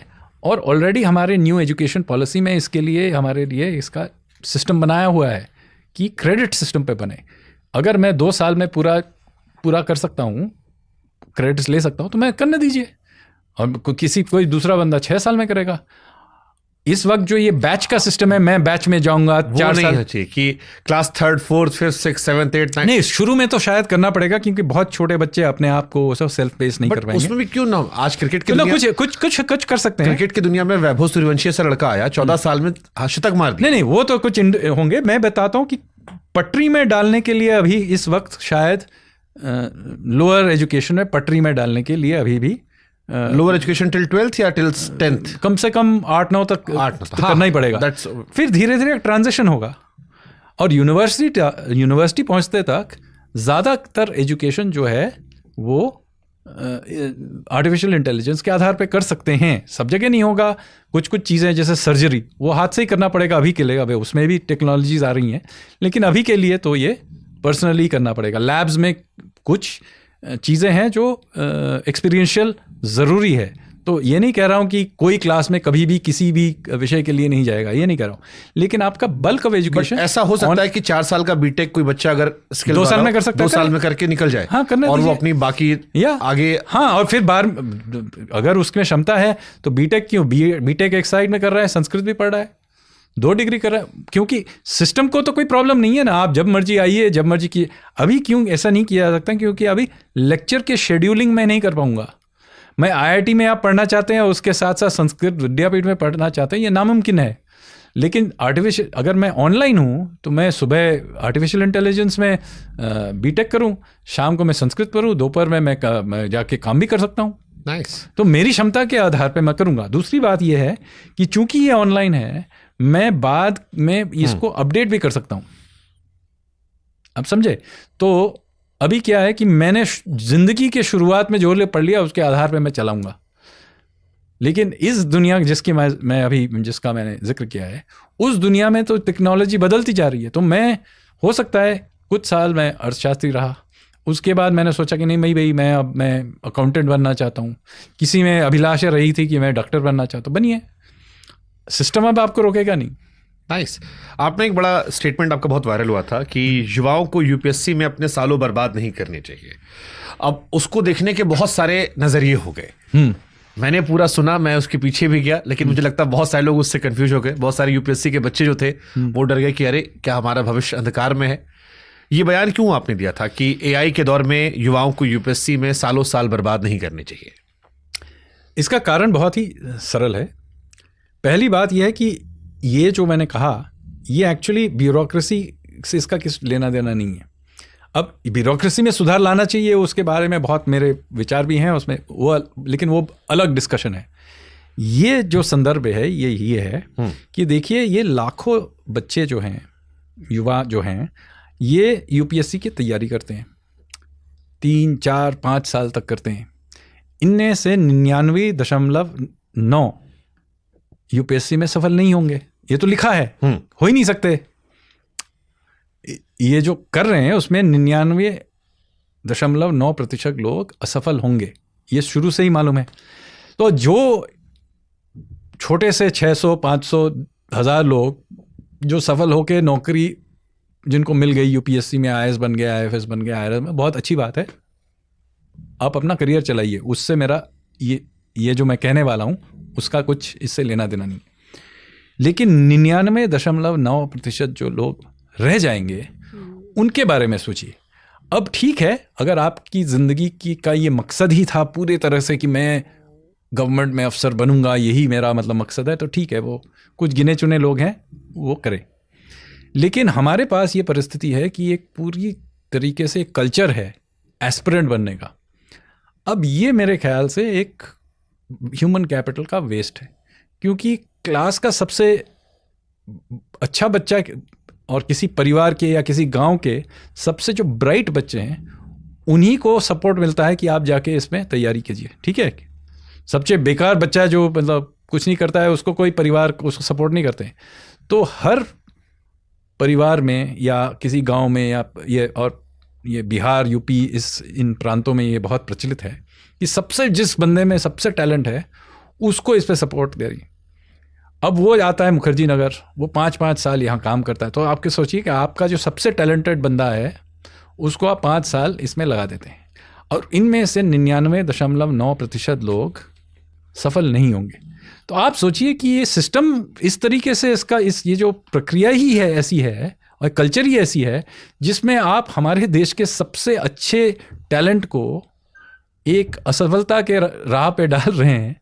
तो ये मेरे ख्याल से एक देश के लिए बट फिर उनका अल्टरनेटिव क्या है सर? क्योंकि यूपीएससी से उन्हें एक तो रुतबा नजर आता है, दूसरा तो यही मैं कह रहा था, बेस्ट ऑफ द ब्रेन्स नहीं जाएंगे तो देश की ब्यूरोक्रेसी नहीं, तो यही इसी में आपको मैं देखिए, देश की अगर आपको सेवा करनी है तो आप कभी भी बन सकते हैं, लेखक भी बन सकते हैं, व्यापार चला सकते हैं, स्टार्टअप कर सकते हैं, वैज्ञानिक बन सकते हैं, आप उद्योगपति बन सकते हैं।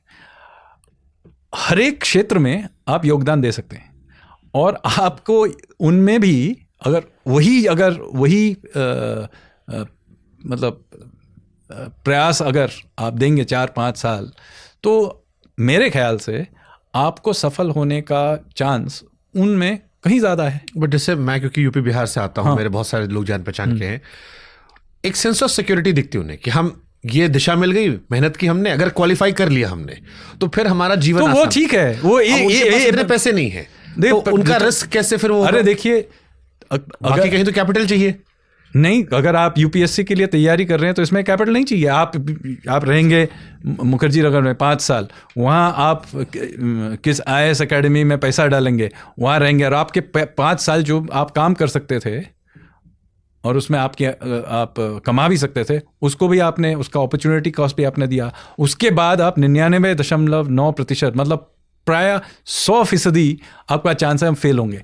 तो आपने उसमें कैपिटल व्यर्थ नहीं किया, आपके सबसे मतलब जो क्रिटिकल 5 साल है उसको आपने नष्ट नहीं किया। तो हाउ मैं इसीलिए बोल तो डिसाइड करना है कि अगर आप में आपकी दिल में यही है कि मुझे अफसर बनना ही है तो ठीक है, आप करिए जिसमें उसका मकसद है। लेकिन मैं ये कह रहा हूँ, ज़्यादातर लोग जो इस सिस्टम में फंसे हुए हैं, वो ज़्यादातर लोग उनमें से दूसरे चीज़ों में वो सफल हो सकते हैं। ज़्यादातर मैं कहूँगा उसमें से ओवरवेलमिंग लोग, उनमें टैलेंट है, वो किसी और क्षेत्र में जाके सफल हो सकते थे।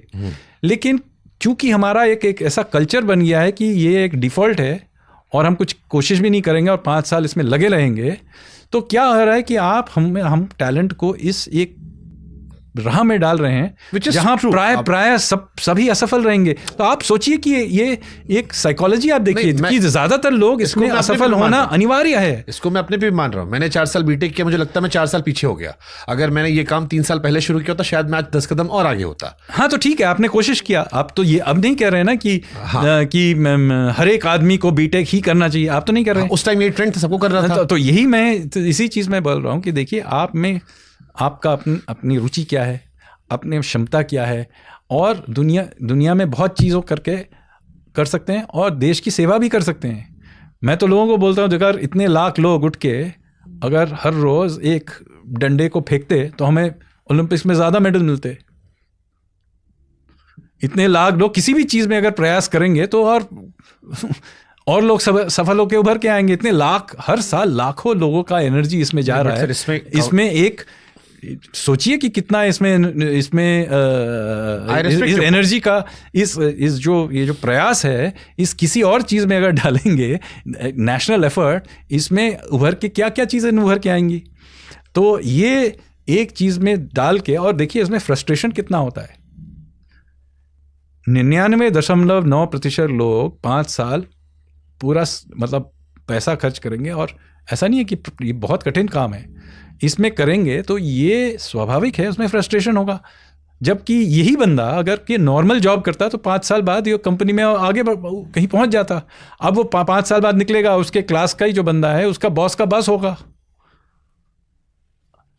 ठीक है, वो पॉडकास्टर भी बन सकता था, क्या मालूम, वो नेता भी बन सकता था, वो कॉन्ट्रैक्टर भी बन सकता था, वो कंसल्टेंट भी बन सकता था, वो वैज्ञानिक भी बन सकता था, वो कलाकार भी बन सकता था, स्पोर्ट्स में आ सकता था। स्पोर्ट बहुत, मतलब ऐसा नहीं है। आप देखिए, हम तो क्रिकेट और 1-2 और चीज़ों के अलावा हम तो किसी भी स्पोर्ट में कहीं नहीं है।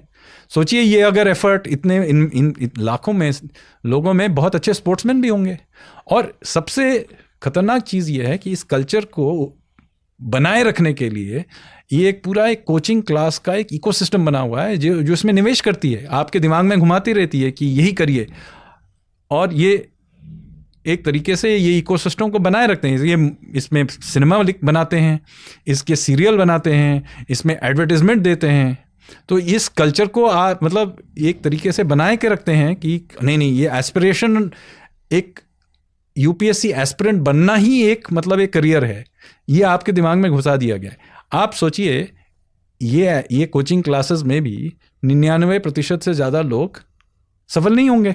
100%, हाँ, बाय डेफिनेशन। तो आप सोचिए कि अगर मैं ऐसा आपको एक प्रोडक्ट बेच के दूं जो 99% असफल है, चलेगा नहीं। चलिए मैं आपको एक फ़ोन खरीद देता हूँ या कुछ भी फ्रिज देता हूँ, वो 99% वो फेल होगा, काम नहीं करेगा वो। और जब काम नहीं करेगा तब मैं आपको बोलूँगा कि आपकी गलती है, आप फिर से खरीदिए। तो ये कोचिंग क्लास आपको ये ऐसा एक प्रोडक्ट बेच रहे हैं जिसमें आपको प्राय निश्चित है कि आप फेल करेंगे, वो प्रोडक्ट काम नहीं करेगा, और काम नहीं करने के बाद वो आपको बताएंगे कि आपने प्रयास ठीक से नहीं किया, फिर से खरीदिए, और 5 साल तक ये बेचते रहेंगे। तो सोचिए ये एक खतरनाक चीज़ है कि नहीं। और ये सोसाइटी में आप डाले जा रहे हैं, लाखों लोगों को हर साल इस प्रक्रिया से आप डाले जा रहे हैं सिस्टम में। फ्रस्ट्रेशन हो रहा है, जबकि इस बढ़ते हुए अर्थव्यवस्था में हमारे शॉर्टेजेस हैं बहुत बहुत क्षेत्रों में, लेकिन उन्हें लोग नहीं मिलते हैं। बट जैसे मैं अभी पढ़ रहा था सर, सरकार ने स्किल इंडिया निकाला था। अब स्किल इंडिया में कहा गया कि आप एक ही जॉब के पीछे मत भागिए, सरकारी नौकरी के पीछे पागलपन छोड़िए, आप अपने आप को स्किल्ड कीजिए और आप अलग अलग क्षेत्र में अच्छा कर सकते हैं। हाँ, कर भी रहे हैं। तो उसमें जो एक डेटा निकल कर आया वो ये था कि 1.6 CR लोगों ने ट्रेनिंग ली, ठीक है, बट जब जॉब लगी तो केवल 15% की वहां से। तो ऐसा रहा कि तो पहले तो 0.1 से 15 इज मच हायर, ठीक है। और ऐसा नहीं है कि वो जो 70 वो जो बाकी जो 80% लोग हैं उन लोगों को और कुछ करने को जिंदगी में नहीं मिला। उन लोगों ने कुछ साल इसमें डाला, कुछ उनमें ट्रेनिंग लिया, और इस ट्रेनिंग को हम लोग इसका इम्प्रूवमेंट भी कर सकते हैं। लेकिन आप जाके देखिए, इनमें से बहुत लोगों ने दूसरे जगह में जाके इसमें अपना करियर भी बनाया। जैसे आपको हमने स्किल इंडिया नहीं, लेकिन हमारे एजुकेशन सिस्टम से आपको बीटेक दिया गया, लेकिन ऐसा नहीं है कि आप इंजीनियर ठीक बने नहीं, लेकिन ऐसा नहीं है कि आप असफल हैं। आपने कहीं जाके एक सफल एक करियर बनाया। तो इसी तरीके से इनमें से लोग अलग अलग क्षेत्र में सफल हो रहे हैं। लेकिन एक तरफा अगर हम लोग पूरे सिस्टम को डाल दें यूपीएससी में सरकारी नौकरियों पे, तो it's an exploitative system of coaching classes, and that entire ecosystem को आपको बताएंगे कि ठीक है आप असफल हो गए, लेकिन आपका पर्सनैलिटी बढ़ गया। आप 5 साल आप यहाँ आपका पर्सनैलिटी इंप्रूव करने के लिए आए थे, ये क्या ये फिनिशिंग स्कूल है? तो ये जो एक्सप्लॉयटिव एक जो इकोसिस्टम बना हुआ है और लोगों के अंदर जिसे मैनिपुलेट किया जा रहा है, ये इसी के विरुद्ध मैंने बोला था। अब अलग चीज़ है कि ब्यूरोक्रेसी में सुधार लाना चाहिए, वो तो एक बड़ा लंबा डिबेट है, उस पर इस वक्त मैं टिप्पणी नहीं कर। बट आप ये मानते हो कि डेवलप्ड इंडिया में एजुकेशन सिस्टम जो है वो थोड़ा चीप होना चाहिए? बहुत कॉस्टली। तो आपने जिस कोचिंग सेंटर की बात की, हाँ, आजकल तो बहुत ही कीमती है, इतना कीमती है कि मतलब तो मैं इसीलिए बता रहा हूँ। आप सोचिए, एक ऐसा चीज आप खरीद रहे हैं जो प्रोडक्ट 100% प्राय 100% फेल होने वाला है।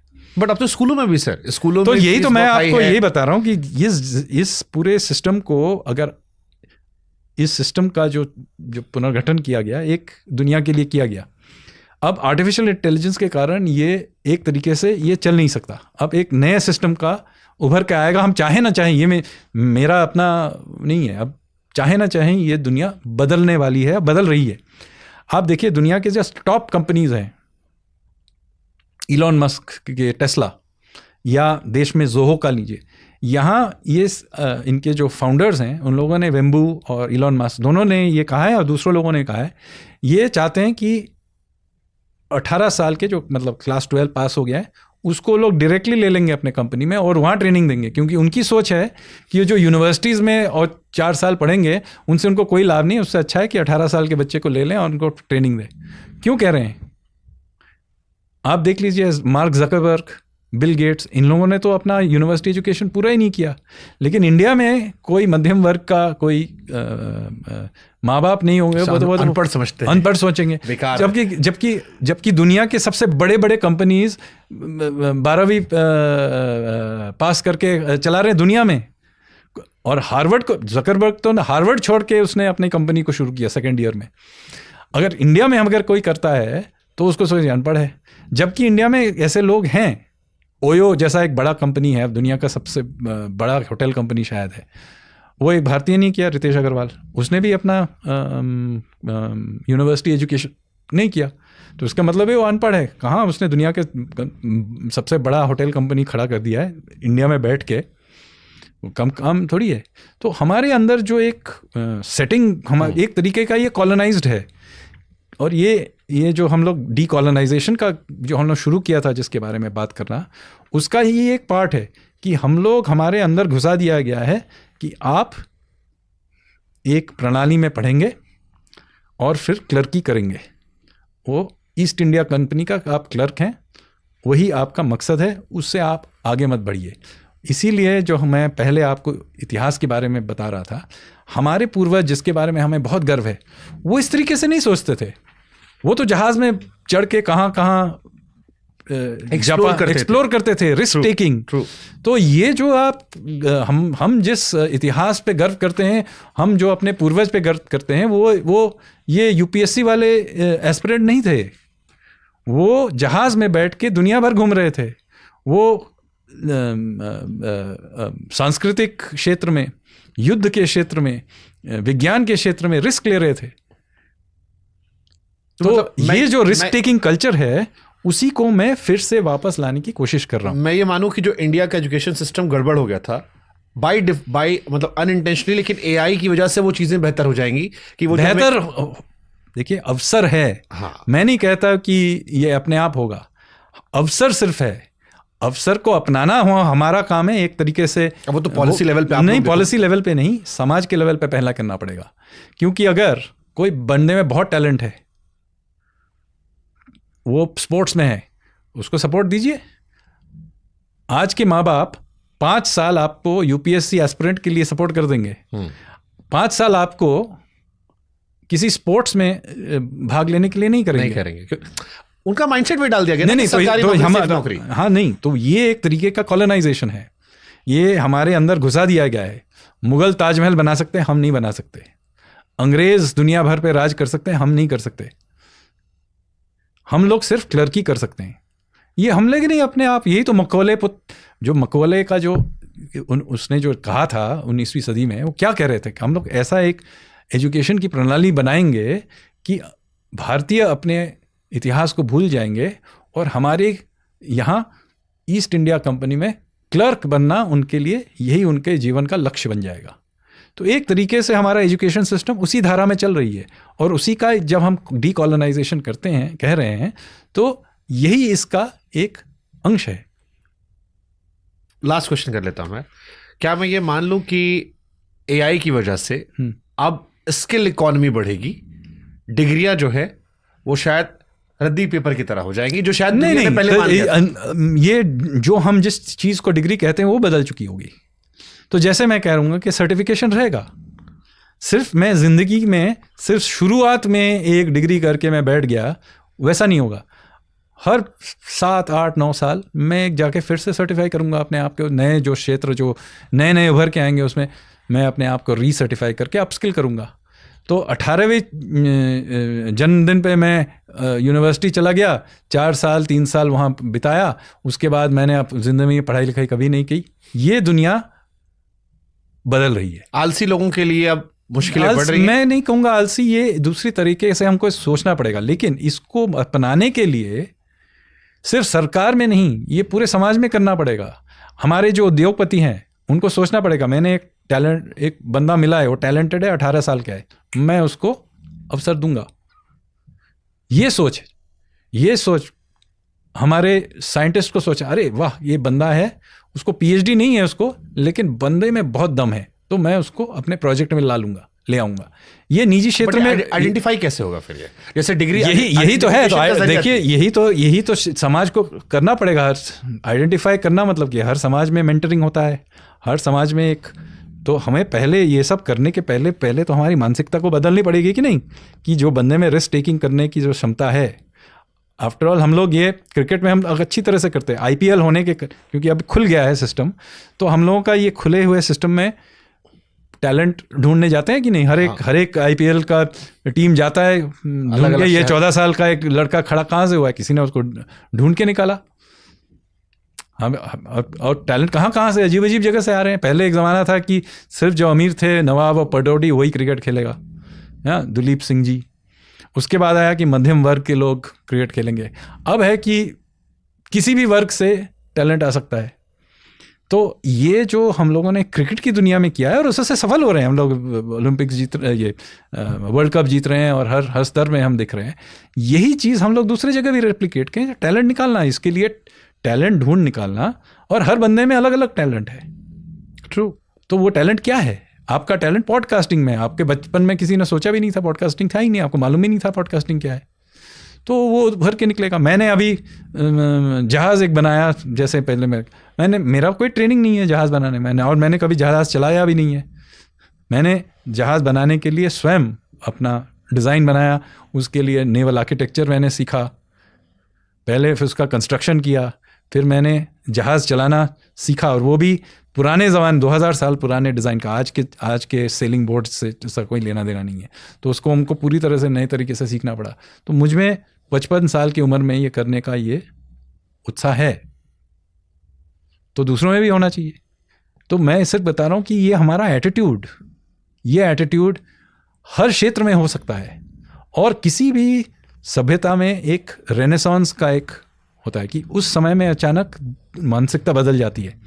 यूरोप में ये 15वीं 16वीं सदी में ये बदला। अचानक से लियोनार्डो डा विंची जो इंजीनियर थे, आर्टिस्ट भी बन गए। उन्होंने साइंस में भी बहुत सारे बदलाव लाए। हाँ, 3-4 दशकों में इंग्लैंड में शेक्सपियर भी था, और उन्होंने क्वीन एलिजाबेथ भी थे, और वॉल्टर रैले भी थे, और मतलब उस ज़माने में वो स्पेन का जो आर्माडा को उन्होंने उनकी नौसेना में डुबा दी। मतलब ये एक छोटे से देश में कुछ ही दशकों में एक मानसिकता का बदलाव आया, और यही लोग फिर जाके दुनिया को पूरा तरह से इन लोगों ने उनने अपना साम्राज्य फैलाया। और उनको मानना पड़ेगा, हम अलग बात है कि वो हमारे पर राज कर रहे थे तो हमें अच्छा नहीं लगा, लेकिन ये भी मानना पड़ेगा कि अंग्रेज़ों ने क्या क्या इमारतें खड़ी की हैं, हमारे देश में भी की हैं। उन्होंने विज्ञान में क्या क्या उन्होंने कॉन्ट्रीब्यूशंस हैं। तो एक उनके अंदर कोई अचानक से कुछ बदला, और उसके कारण से वो एक देश अचानक से उभर के आया। तो भारत में भी एक ये रेनेसांस होने की ज़रूरत है। अभी उस तरफ हम बढ़े, उस तरफ बढ़ रहे हैं। हमारे पास ये अवसर है अगला जो डेमोग्राफिक डिविडेंड है कि हमारा जो पॉपुलेशन हो युवा होगा, आगे जाके हम भी बूढ़े हो जाएंगे, लेकिन ये अगले 25 साल हमारे पास अवसर है जब हम उस उम्र के होंगे, हमारा जो एवरेज भारतीय होगा उस उम्र का, जहाँ ये रिस्क ले सकता है, ये सब बदलाव ला सकता है। इसके बाद हम भी बूढ़े हो जाएंगे। तो ये जो 25 साल है, इसीलिए अमृतकाल बताया जा सकता है। यही माननीय प्रधानमंत्री का कहना है। लेकिन ये सिर्फ अवसर है, लिखा नहीं है कुछ कि हम लोग सफल होंगे। बहुत सारे इसमें कदम होंगे, वो उसमें सरकार डायनामिक्स होंगे, सरकार का भी ये योगदान होगा, और इसमें समाज का भी होगा, हमारे वैज्ञानिकों का भी होगा, हमारे लेखकों का भी होगा। लेकिन ये एक तरफा वही एक यूपीएससी एग्ज़ाम एस्पिरेंट बनना, उससे नहीं होगा। कुछ लोग करें जिनमें वही टैलेंट है, वही उनका मकसद है। कुछ लोग ऐसे हैं, और मैं नहीं कह रहा कि हमारे ब्यूरोक्रेसी में टैलेंट नहीं चाहिए, लेकिन इतने 99.9% लोगों के जीवन को नष्ट करके ये करना अच्छा नहीं है। तो मतलब इस पॉडकास्ट से 2 चीज़ें हमें सीखने को मिलती हैं। पहली चीज़ें सीखने को मिलती है कि जो हमारा इतिहास रहा है उसे हम प्रामाणिकता के साथ जाने, ताकि हमको पता हो कि हम कहाँ से आते हैं, हमारे पूर्वजों ने कैसे एक्सप्लोर किया था, वो क्या अच्छा काम किया था जो उस दौर में बढ़े, फिर कहाँ से वो रुके, वो कॉलोनियल जो हम पर इम्पैक्ट पड़ा, और उनसे सीखते हुए भविष्य में हम एक्सप्लोर करें कैसे उभर के आए, कैसे फिर हम उभर के आए। उसमें भी हमारे पास वही रिस्क टेकिंग, खतरा जोखिम लेने का जो एक अपने अंदर जो एक जज्बा होता है, वो वापस आना चाहिए। तो शायद हम वही फिर गौरवशाली इतिहास वापस ले आएंगे आगे की दुनिया में, जिसकी कल्पना आप लोग कर रहे हैं। आप सही कह रहे हैं, यही सही होगा। हाँ, सही कह रहे हैं। बहुत बहुत शुक्रिया सर आपका। मतलब ये मुझे लगता है एक हाई नोट पे एक अच्छी चीज़ आप दे जा रहे हैं। उम्मीद करते कुछ लोग इससे सीखेंगे, समझेंगे। शुरुआत मैं अपने आप से करूंगा, अगली बार जब आपसे मुलाकात होगी उससे पहले उन इतिहास के पन्नों में भी जाएंगे, और भविष्य में भी जो आपने जज्बे के जरिए बदलाव की बात कही है उनको जीवन में अमल लाकर, कम से कम मेरी मम्मी हमेशा कहती है कि हम सुधरे जग सुधरा। अगर हर व्यक्ति यही सोच ले। आपकी मम्मी सही कहती है। Thank you so much sir. Thank you.